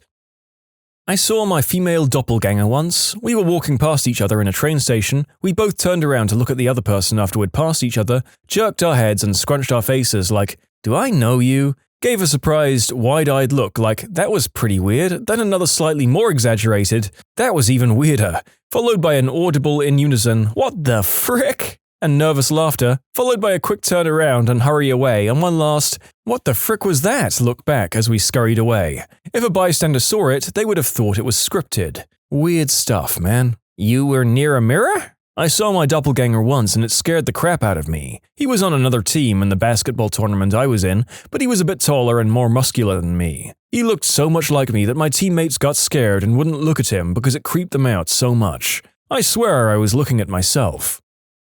I have dreams that are more abstract to me than normal, where something happens and I can't remember any of it. Weeks or sometimes months later, the exact situation happens that I dreamed about, and all the details came rushing back. It's like déjà vu, but I know I dreamed the exact situation. I just hadn't met the people or been to the place yet. This has happened many times as far back as I can remember. I've had the same exact day twice. They weren't dreams. Was it a day doing nothing but browsing Reddit? Because that happens to me too. A friend of mine got extremely high and went to get pizza. The guy knew he was on something and said, "What did you just come back for?" And my friend thought he was losing his mind. One time I was really high and I was buying a movie ticket. The guy must have known I was high because when I asked for my ticket, he responded with, "All right, sir, will that be for here or to go?" That confused me so much for a moment. I actually thought I was ordering food. All I could say was, for here? And get the frick away from that guy. Now I wonder how many high individuals I served in my fast food days and how many people I missed the opportunity to mess with. Laying on my bed with the door open, I hear something moving in the house, I was alone, and get nervous. I stare at the end of the hallways, but then my dog ambles across going to another room. The sound was just him scratching. I watch him go into the other room and lay down. I think nothing of it and go back to Redditing. I glance up 3 seconds later and he's walking down the hallway again from where he originated, not where he'd laid down, like he teleported back to a spawn and walked back there again. Needless to say, I lost my crap. I'd just come back from a 15-hour shift. It was 10 p.m. I haven't worked a double in a while, so I was very tired. I was on the 91 freeway in California at the Atlantic Avenue exit before the 710 freeway. I was fighting sleeplessness a few minutes ago and told myself I can stay awake, my exit home is only a few more miles. I dozed off. My internal clock kicked in and I whipped my head back to wake myself up. What I saw more than shocked me. I was sitting in the car garage. I looked at the clock and about 15 minutes had passed. So I'd dozed off for 15 minutes, although it felt like no more than 1 second. I'd managed to drive in my sleepy state 3 to 4 miles, off the exit, 2 lights, punched in the code to open the public garage, parked my car and woke myself up. I got out of the car and looked around, making sure I didn't run anyone over. Yep, no blood, no brains, no evidence of body tissues. I followed the news in my area for a few days and there were no fatal hit and runs. When I was a kid, I would always have the same recurring nightmare at my grandpa's house. The dream was always about a man accidentally catching himself on fire and burning to death. A couple of months ago, I found out that a man recklessly caught himself on fire while he was building my grandfather's house. My grandpa even put out the fire and held the guy before he died. Fricking mind frick. The closest thing that makes me think that ghosts are real. You probably heard that somewhere and you weren't paying attention to it, but your subconscious definitely was.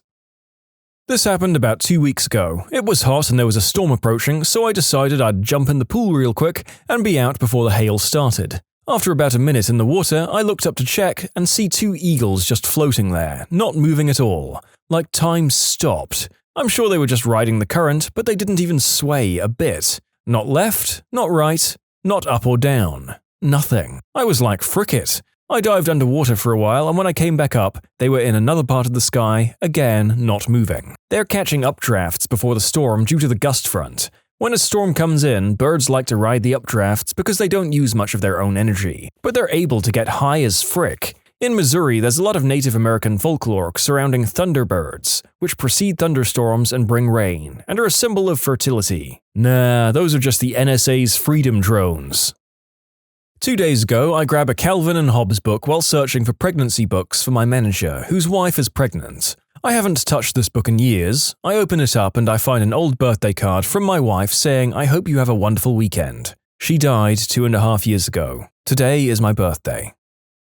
I flipped a coin, a quarter or a nickel, and it landed on its side. It was for pizza or wings for dinner. So my dad and I just noped and got Chinese. The correct response was to get both. I dropped a nickel once and had it land exactly on its side like that, no bouncing or rolling, just a thud as it hit the floor. Wouldn't be weird except we were visiting Monticello at the time, which is the building on the back of the coin. You can submit your own stories to be featured here on the channel. The story submission link is in the description below. And if you want to listen to some vibey music in the background, check out easymode, also linked below, and subscribe. I was at a bar once and I saw someone walk up the stairs with a similar haircut and glasses and thought, there I am walking up the stairs. It was really weird. I actually thought I was watching myself walk up the stairs. I was a little shocked by this and mentioned it to my friend and a girl next to me, who said, "That's happened to me before. I've never told anyone." She told me how she was watching out of a train window while leaving a station, and she saw someone running for the train and said to herself, "Oh look, I'm running down the platform." I was running to catch a football in elementary school and it was super far away. The next thing I remember is me having the ball in my hand and everyone just donning a shocked expression. I asked them how the heck I got there and they had no clue. It was messed up to say the least. I thought I was Neo for a good while. I mean, this is a 9-year-old story. I wonder if this guy ever became NFL Jesus or not since then. Similar but playing rounders, baseballish game in the UK. I'm not the sporty type and that lesson was the worst in school, so they stuck me on 4th base, the last one. Anyway, the ball-throwing person threw the ball, the bat-having person whacked the ball was headed toward me, but off to the right. My right arm shoots out while the rest of my body maintains its "this lesson sucks" stance. Catches the ball, the bat person is out. Yay? I suppose. I wasn't even slightly paying attention to the game and I'm left-handed. I guess my right arm is just a natural sports limb and decided it wanted its moment to shine. Poor thing. In conclusion, girl hit ball with a bat, I was over there daydreaming about God knows what, my right arm shoots out of its own accord and catches the lass out. End of story. I started that app Tinder recently and I was chatting with one of the first girls I matched with. I asked her about a tattoo on her arm that I saw in one of her photos. It looked to me like a flaming top hat, so I jokingly asked if that's what it actually was. A few hours later, I was sitting in my bed reading the book The Unbearable Lightness of Being when I see a phone notification. She had responded, "Oh no, it's actually a bowler hat and arms. The artwork from my favorite book, The Unbearable Lightness of Being by Milan Kundera. I have a date with her next week. I don't know if or when to bring it up. Did I just meet my future wife or something?" My grandmother passed when I was young, maybe 8. When I was around 16, I had a dream that I was hanging out with her and talking and catching up. She stood up in the dream to leave and I begged her not to go, and asked her when I could see her again. She said nothing, but pointed to a calendar that had a date circled. I remember the date when I woke up. It was several months in the future and told my mum about the dream, as she was always interested in that kind of stuff. Several months go by, and the date in the dream is approaching within the next few days. My cousin's husband gets killed in a freak car accident, and my parents fly across the country to be with family. They're gone over the date in the dream, and my mum, being superstitious about the dream, makes me promise not to leave the house that day. I agree, no big deal. My parents are going to be gone, what did I need to leave for? The day in the dream arrives, and my friend calls me up to ride into the city with him. I say no thanks. Later that night, I get a call from him that he was in a bad car accident and his car's totaled. Passenger side all smashed to heck. If I'd been with him. Really weird one. My brother was really sick with a brain tumor and was dying. He had basically been a vegetable for a while and then one day he woke up and was fine. Anyway, he was acting really strange. It was very strange, but I remember him just sitting up like a robot, walking to the bathroom and closing the door. My mum and I were super scared and weirded out by this, so we checked on him and he yelled, "Hey, what is this, a sideshow?" in a really gruff New Yorker accent. The rest of the day was really surreal, and he wasn't him. Then he went back to his vegetative state and died a while later. Anyway, years later I saw a cartoon where someone walks into a bathroom and a fly is on the toilet, and in a gruff New York accent the guy shouts, "What is this, a sideshow?" So creepy. Oh, and I found the cartoon. It was Rocco's Modern Life. I never dreamed about my grandma for some reason. She just wasn't part of my nightly cast. Ever. But one night a few years ago, I had this dream that my family, including her, came to visit me at my college. In my dream, my university was in the middle of Disneyland. I've had recurring dreams about depressing theme parks since I was little, and in the middle of my university was a hospital. While I was showing my family around, we neared the hospital. Suddenly, all we could see were maimed, burned, and dismembered bodies lying around screaming for help and bleeding to death, like some graphic war movie. It was terrifying, and suddenly my grandma had a heart attack from the sheer horror of it all. She was immediately admitted to the hospital ahead of the dismembered people for some reason, and soon after, died. I woke up physically shaken and unnerved. 2 hours later, I got a call from my mum saying that my grandma was admitted to hospital due to a heart condition. She died 3 days later, never having recovered. I wasn't the same for weeks, and this wasn't the only time this has happened.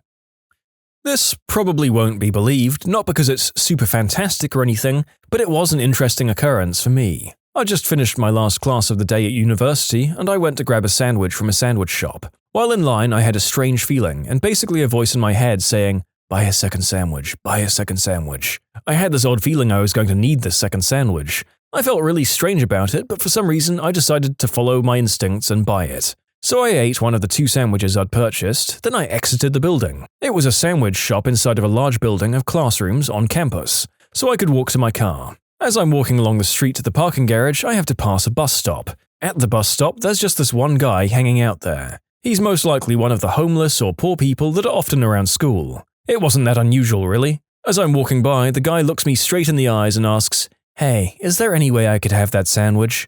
I was a little stunned, but at the time, I felt like I'd been prepared for the situation somehow. I almost immediately handed the sandwich to the guy and said, yeah, it's all yours," and the guy was extremely thankful. I then just walked to my car. I guess it's just a law of large numbers kind of thing, but it was a very odd experience. If I'd had any other reason for buying 2 sandwiches, I probably would have just chalked it up to random chance or gluttony or feeling generous. But I distinctly recall the weird, uncomfortable feeling of kind of being told to purchase a second sandwich for some unknown reason, and thinking I was losing my mind from too much stress or a long day at school. And then it was just too perfect. The guy just seemed to be waiting there for me to somehow deliver the sandwich. Maybe he was meditating on getting a sandwich, and we're all sort of connected on some kind of universal thought network, and his thoughts happened to affect mine. I guess that's only my semi-functional theory. Anyway, kind of a cool story in some ways. One of the tamest stories here, to be sure, but I've definitely had similar moments of unusual resolve and quick decision. Maybe you all have too. Some drunk guy knocked over a firework mortar and sent a ball of glowing ambulance tickets at me. Then everything's kind of a blur. Then I was on the ground, but there wasn't a scratch on me. Not even a bit of pain or blood or anything. I still don't know what the frick happened. I had a weird dream with monsters in my house and stuff. Then I woke up and found a monster sleeping next to me, and I freaked out and screamed. The dream repeated itself, and I woke up again to find the monster next to me. It repeated itself to what seemed like endlessly until I woke up sweaty as frick and found a figure next to me and screamed as loud as I could. But it's my dad. For a second, it looked nothing like my dad. I was at the store when I heard my boyfriend's ringtone on my phone. I went to answer but couldn't find my phone. I'd forgotten it at home because I'd plugged it into the charger. When I got home, I saw a missed call from him at the time where I'd heard the ringtone.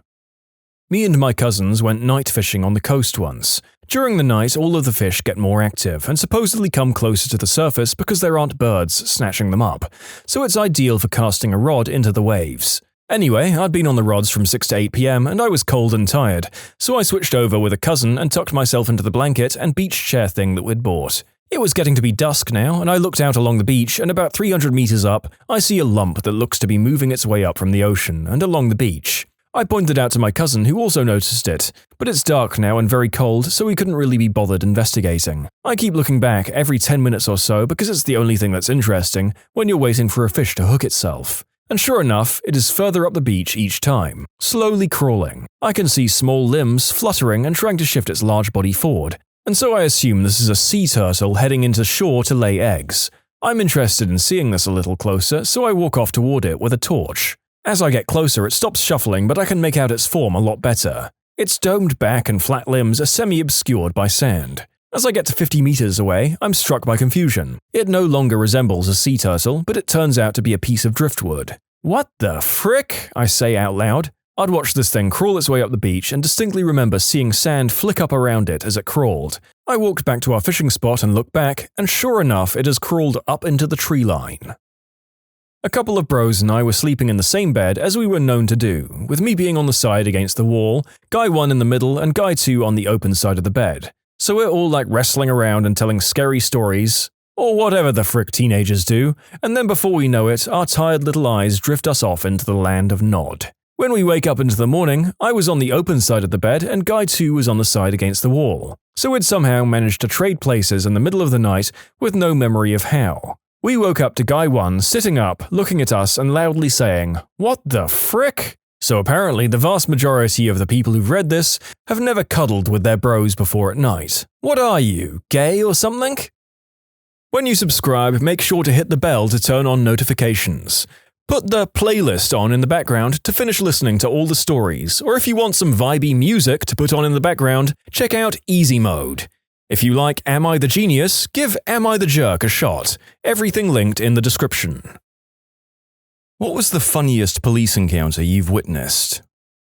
I once transported a man who sang ABBA the whole 2-hour drive. I asked if he was on something in case I needed assistance walking him in once we got there. He said, "No, if I have to be punished, so do you." So then we sang ABBA together. It was awful. Did he know a bunch of songs or even one all the way through? Or was it just like, you can dance, dancing queen, over and over for 2 hours? One that my dad liked to tell. He was behind a car at a traffic light and noticed that the driver seemed very nervous and kept glancing in the rearview mirror. It was a long light, so he had time to run the plate to check for any abnormalities. Sure enough, the driver had reason to be nervous, as he had stolen a shiny new sports car, and the marked police car behind him seemed to have figured this out. For whatever reason, Dad ended up in a lot of car chases in the 33 years as a cop, and started carrying a helmet to keep from getting banged up as much. When the car came back stolen, he reached over, grabbed his helmet, put it on, and tightened the chin strap. Expecting the guy was now going to run as the lights turned green, he caught the driver looking back at his now crash-helmeted self and gave a huge grin indicating he was ready for an epic car chase. As soon as the lights turned green, the driver went through the light and pulled over before Dad even turned on the lights and siren. When Dad got to the window and asked him why he'd pulled over, the driver said, "Sir, this car isn't mine, and honestly, I was gonna make a run for it, but then I saw you put a helmet on and I knew you meant business." Running a clearly intoxicated woman through SFSTs, or standardized field sobriety testing, I'm trying to check her eyes, which calls for her to keep her head completely still and follow my finger with her eyes only. Every time I move my finger to the side, she just keeps looking at my face. I remind her several times to follow my finger and eventually ask her if she plans on trying at all. She gently touches my cheek and in her slurred, drunken speech says, "How am I supposed to concentrate when you're so fricking handsome?" I was flattered. She later spewed on me at the jail. Ah, boozy and very flattering older ladies. I don't always miss working at bars with people like that, and I'm sure that any number of them could have ended up in a situation like this. The best one I ever had, I remember it was about 10 or 11 at night, not too early, but late enough that it was easy to catch speeders on the highway, doing 30 or 40 over the limit. The speed limit was 90 km per hour, and this vehicle is off in the distance, and I clock him at a zoomy 70 km per hour. I think to myself that the only reason the vehicle is driving slow is due to impairment. I'm figuring an easy impaired charge. After pulling the vehicle over, I approach the driver, shine my light in, and see a very elderly gentleman. He looks at me and said something along the lines of, "Why did you pull me over? I know I wasn't speeding." I told him that I agreed with him, and after getting his license and vehicle registration, I told him I'd pulled him over for going so slowly, and that I worried he was impaired. There were no visible indications or odor of impairment. He let out a big smile and said he hasn't had a drink in over 40 years. Upon asking him why he was driving so slowly, when with very little traffic on the road most vehicles speed, his response was this: "Son, it was my monthly model train meet-up tonight, and it's the one night my wife lets me go out by myself. When you've been married over 50 years, you appreciate the silence and private times. I'm in no rush to get back home." For our American readers, 90 km per hour is approximately 150,000 furlongs per fortnight. Wow, he probably averaged 40 rods to the hogshead at those speeds. Damn, that's a breezy 550 half-clops per daisy willow. Almost every time I've ever been pulled over, the cop takes my license and after calling it in, comes back with it and asks me to get out of the car. I get out, stand up, and they say, "Holy crap, I thought 218 centimeters was a typo." Then after some laughing and chatting, they let me go on my way. A couple of times they've even taken my photo selfie style. It's kinda funny and only the crustiest of the new recruits ends up writing me a ticket.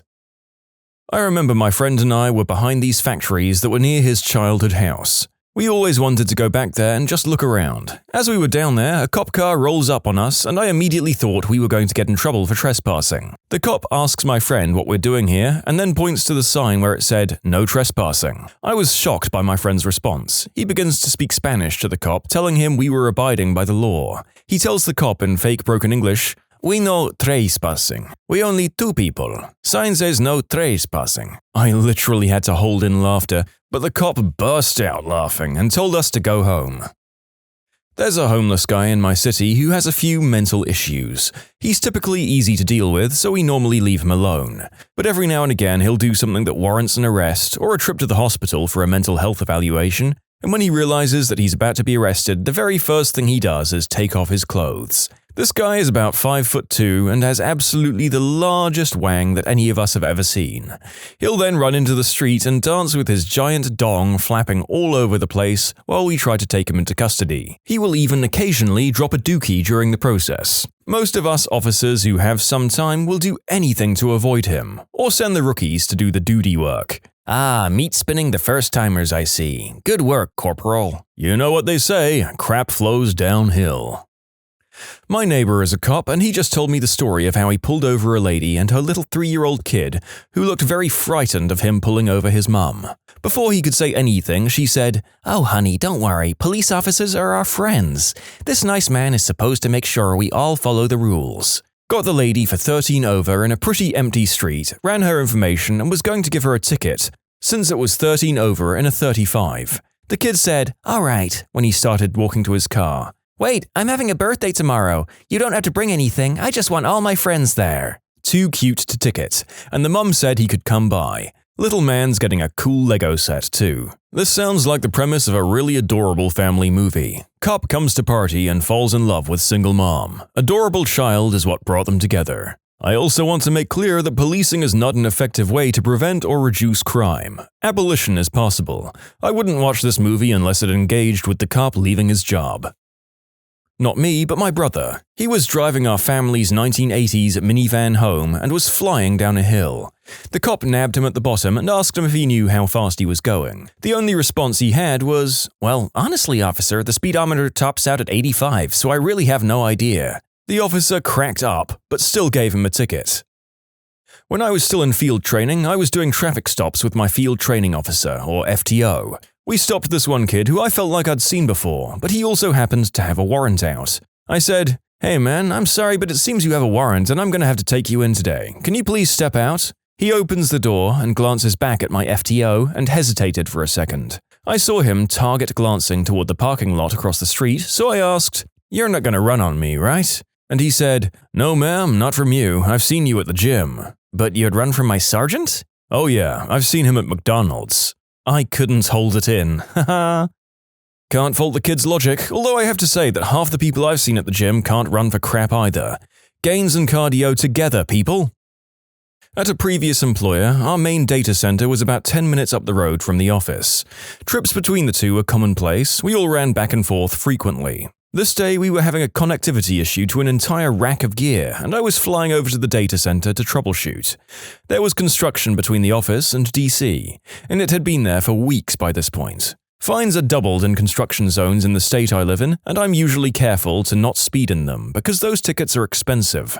Because I was mentally reviewing why we were down and in a hurry, I failed to see the motorcycle cop sitting dead center of the construction zone with his radar gun pointed in my direction until I was in third gear and 10 over the posted limit, which was 20 over the construction zone limit. He nailed me and we both knew it. Since I knew he was coming, I just pulled over into the next parking lot and he came in behind me. Damn. 30 over in a construction zone. This is gonna suck. I grabbed my paperwork out of the glove box and waited for him to do his preliminary check before he came over to talk to me. As he walked up, I greeted him by saying, "Hello, officer. I'm a dumbass, aren't I?" He stared at me for a quick second like he was trying to maintain his composure and just couldn't do it. Started chuckling, and then after a couple of seconds he burst into these deep belly laughs. Probably laughed for a good 30 seconds before he responded, "Well, just remember, those are your words and not mine." I admitted to the offense, but asked if he could please get me back on my way quickly because I had this fire going on at work. He was really cool about it. He still wrote me the ticket, but it was for 11 over, and he put the location as an intersection that was past the construction zone. That was about $900 less in fines that I'd be potentially facing, and made it an infraction I could take traffic school for instead of paying the fine. Super awesome guy. In conclusion, sometimes being cooperative and lightening up a not-so-great situation does help. I blew by a cop once, probably doing like 30 miles per hour over the speed limit on a back road. As soon as I blew by him, I knew I was fricked, but it was also hilly road, so I didn't actually see him pull out. But again, I knew that I was done, so I just pulled over and waited. Like 5 minutes later, the cop doles up behind me with his siren and lights on. When he comes up to the window, I just immediately said, "I'm sorry, officer, I was super over the limit there, and that's my fault." And he was just like, "Why did you pull over? You probably could have lost me pretty easily." "Well, I knew I was speeding, and I knew you were going to pull me over, so I figured I'd just make it easier for both of us." Then he told me how I was the only person who'd ever pulled themselves over for him, and to slow down the next time on that road. Thanks, nice cop. Pro tip: wait until the officer is at your vehicle and asks for a license and registration before you go diving into your glove box. It might look like you're jumping to grab a weapon, and police officers don't like that. The only time I wasn't asked to get out of my car for a traffic stop was when I did this. I don't know what to think now. You can submit your own stories to be featured here on the channel. The story submission link is in the description below. And if you want to listen to some vibey music in the background, check out easymode, also linked below, and subscribe. Not a cop, but this happened when I was in like 4th or 5th grade as my grandmother was taking me home from school. Grandmother suffered from really bad IBS and was speeding to get home to use the bathroom. The cop pulls us over and makes it to the window, and my grandma says, "Look, young man, I have bowel problems and I'm rushing home to go to the bathroom," and just pulls out and leaves. The cop runs back to his car and speeds to catch up with us, follows us through the next small town to her house.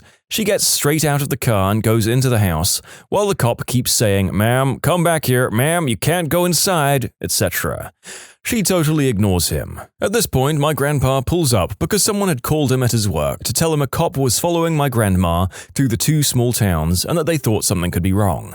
Grandpa asks what's going on, and the cop starts telling him to go get his wife because she's in a lot of trouble. Grandpa just says, "What did you want her to do, crap in her purse on the side of the road? You need to leave before you embarrass my wife." The cop is flabbergasted and just gets in his car and leaves.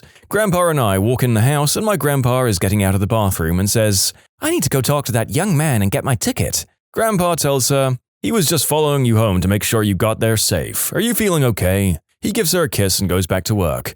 Grandpa was classy, they both were. Miss you, Mormor and Pawpaw. My uncle got pulled over once for speeding on the I-95. He said, "Oh damn, I got the highway sign confused with the speed limit sign again." The cop laughed and let him go with a warning. This happened a while ago while I was attending EMT training. In order to keep the class from driving us all crazy from boredom, the other students and I would sometimes joke around and pull pranks on each other. One day, as we were all leaving and getting ready to drive away, I had the brilliant idea to roll down my window and pretend to get a call over the radio. After announcing that I was en route to the scene, I grabbed a suction cup adult eggplant toy that I'd hidden, purchased and used specifically for the joke, was destroyed after completion of said joke by the way, and slapped it on the roof of my car like some kind of old-school styled blue light. I then proceeded to scream like an ambulance siren and floor it out of the lot, much to the enjoyment of my classmates. On my way home, I was doing slightly over double the speed limit on a large highway when I saw flashing lights behind me. Being a stupid teenager, I decided to take an exit and then get back on the other side of the highway. I got pulled over, but only then realized that I still had a rubber member sitting nice and tall on the roof of my car. My greatest fears came true when the officer walked up and recognized me from school, as he was the school patrolman. Miraculously, he let me go despite the absurd speeding and possible evading. In conclusion, I was an idiot, my car had a member, and the cop luckily wasn't a member. I wonder if one could potentially get done for indecent exposure while sporting such a hood ornament. Probably not, I suppose, but there are other charges that I might not even know about. Also, did anyone think that he was a bit defensive about having destroyed and never used that particular adult toy? Just me? My aunt is a police officer. Her favorite story at parties is how she once arrested a nearly undressed man who was running through a busy street. As she likes to put it, the only thing he was wearing was a rubber chicken, and he was wearing it through penetration. One time I was driving and saw a cop, so I rolled all 4 of my windows down at one time because my tint was illegal. The law where I'm from is that it has to let in 50% of the light or more, and mine was only letting in 20. As he got up to my car, he started laughing and told me he liked my effort and only wrote me a warning. My cousin had his windows tinted dark, but not too dark, and got a ticket. He went to court with the documentation of the window tint job, and the judge said he was good to go. Driving home, my cousin got pulled over for the window tint and got another ticket. The cop asked me if I knew why he had pulled me over. I said, "Speeding?" He said, "No, you rolled through a stop sign back there, but now that you mention it, it did take me a while to catch up with you." The cop, my friend in the passenger seat, and myself started laughing as I had this "oh crap" moment. He let me off with a warning. Nice guy. Not a cop, but I made one laugh once when I was a little too drunk and laying on the sidewalk in a bar district. "Son, what exactly do you think you're doing here?" as he taps my shoulder with his boot. "Hopefully I'm reminding you of someone else you like because this was just the worst first impression." He laughed and helped me find some Gatorade and my friends instead of arresting me for public intoxication. So, Officer Brian, if you're out there, things are going much better, and thanks for being cool with me when things were just starting to get better. 100% true story. A few friends and I go out for our buddy's 21st birthday party, and he proceeds to get rickety wrecked. I'm talking like doesn't know his own name wrecked. So we lose him. Josh is gone. The next morning, I get a phone call and it's Josh. Apparently, he had left the bar, wandered for a while, found a construction site, and fallen asleep on a stack of plywood. He was awakened by a nudge to the shoulder, and he jumps up, still kinda drunk, and there's a cop standing beside him. The cop asks him, "Son, what the heck are you doing? It's dangerous to be sleeping out here, especially in this part of town." Josh is standing there in khakis and a button-down shirt, but he's clearly still inebriated. He bends over, picks up the hard hat, puts it on, and says, "I'm just early for work." The cop bursts out laughing and lets him call a friend to pick him up. Josh sounds hideous. Oh, I want that to be true. If it is, it's the best drunk story I've ever heard. I'm not a cop, probably closer to a criminal, but one night about 6 years ago I had a local cop near peeing himself. I was walking home from the pub one night when I decided I'd rather get some snacks and call a taxi. I walk up to a gas and convenience store and open the door. I noticed no one was at the cash register, so figured they were in the bathroom. I grab a sandwich, some chips and a giant piece of beef jerky and go to the checkout. I call out hello a couple of times and then jumped out of my skin when the alarm starts to go off. I panic and start to run out of the door, and then I stop and grab my food. Then I say to myself, "Wait, I haven't actually done anything." So I pull out my cell phone and call 911. Hello? 911? I think I accidentally broke into the Ultramar. About 10 minutes later, the police show up and cuff me and begin searching the entire area. One cop stayed with me, and I told him I didn't actually do anything, but he just says, well, he'll be the judge of that. When the manager arrives to review the security cameras, well, she shows up and is a total B-word. I don't think she likes being woken up at 3 a.m. Well, the cop comes out of the office, laughing so hard he's crying, uncuffs me and apologizes, then gives me a ride home and a trip to the drive-thru. I was flagged down by a random motorist. I contacted the driver and he advised me there was a gentleman running out into the street and throwing rocks at cars near the water tower. I advised radio and requested county to respond since it would be on a county road. I approached the area and didn't see any pedestrians in the road or anyone throwing rocks. However, I did see a lady parked on the shoulder, making what appeared to be a frantic phone call. I pull up next to her and asked if she'd seen the rock thrower. She advised she did and pointed at another roadway. By the time county shows up, we both proceed in the direction the second motorist advised. The deputy and I make a right turn, and sure enough, there he is, undressed, with his boxers down around his ankles, standing square in the middle of the road. The deputy and I exit our cars and start walking toward the guy. As I'm walking, I notice a pair of blue jeans entangled in a barbed wire fence to my left. It would seem he had attempted to climb the barbed wire fence but got hung up and gave up on the lower half of his Canadian tuxedo. The deputy and I quickly took him into custody and asked him why he was running around the roadway scaring the local citizens. He says, "What would you do if a gay guy gave you a bunch of money?" I had no answer, so I then asked him what he was high on, and he explained, "Family issues," and I got a good laugh out of it. My friend of 16 years at the time's dad was a cop. His son is driving downtown Chicago and does a U-turn almost directly in front of a cop. Said cop pulls him over and sees that he has a police organization sticker on his windshield. The cop said, "Who's the cop?" The kid says, You are, officer." "I meant in your family, idiot." The Bud's answer sounds like something I would say in this situation. Funny that family members of cops can also be complete jelly-legged morons when they think they're in trouble with the law. I got pulled over once. The cop came up to the car and saw I had a bag stuffed under my front seat. He said in a really heavy Jersey accent, "What's in the bag?" In my fakest Jersey accent, I said, "Socks, officer, you want to see 'em?" He started laughing so hard he just told me to get out of there. Friend is riding with her sister to a friend's bridal shower. The 5-year-old niece, a total sassy pants, is in the car seat behind her mum. Driver. Police pulls mum over for speeding and asks, "Where are you headed in such a hurry?" The 5-year-old rolls down the window, looks at the cop with her mum's sunglasses on and states, rather loudly, "We were going to my auntie's party. She's getting married and I'm going to be the flower girl," and then rolls that window up like the starlet she is. The cop got the giggles and couldn't ticket her mum because, well, she was obviously just chauffeuring a star. When I was a cop, my partner was giving a man a field sobriety test after the man had wrecked his car. After denying being drunk several times, he said, "Okay, look, I'm going to be completely honest with you. I've had nothing to drink, but I am high as a B-word." We all laughed and he went to jail.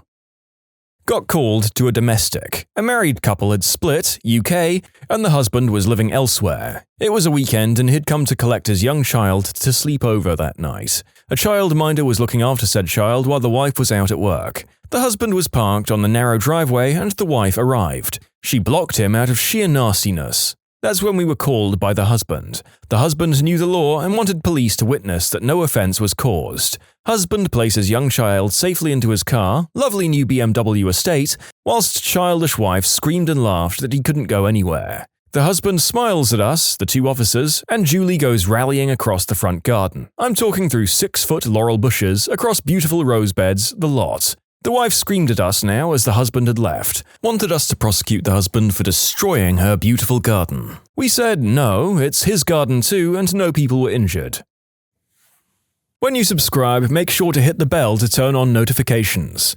Put the playlist on in the background to finish listening to all the stories, or if you want some vibey music to put on in the background, check out easymode. If you like Am I the Genius, give Am I the Jerk a shot. Everything linked in the description.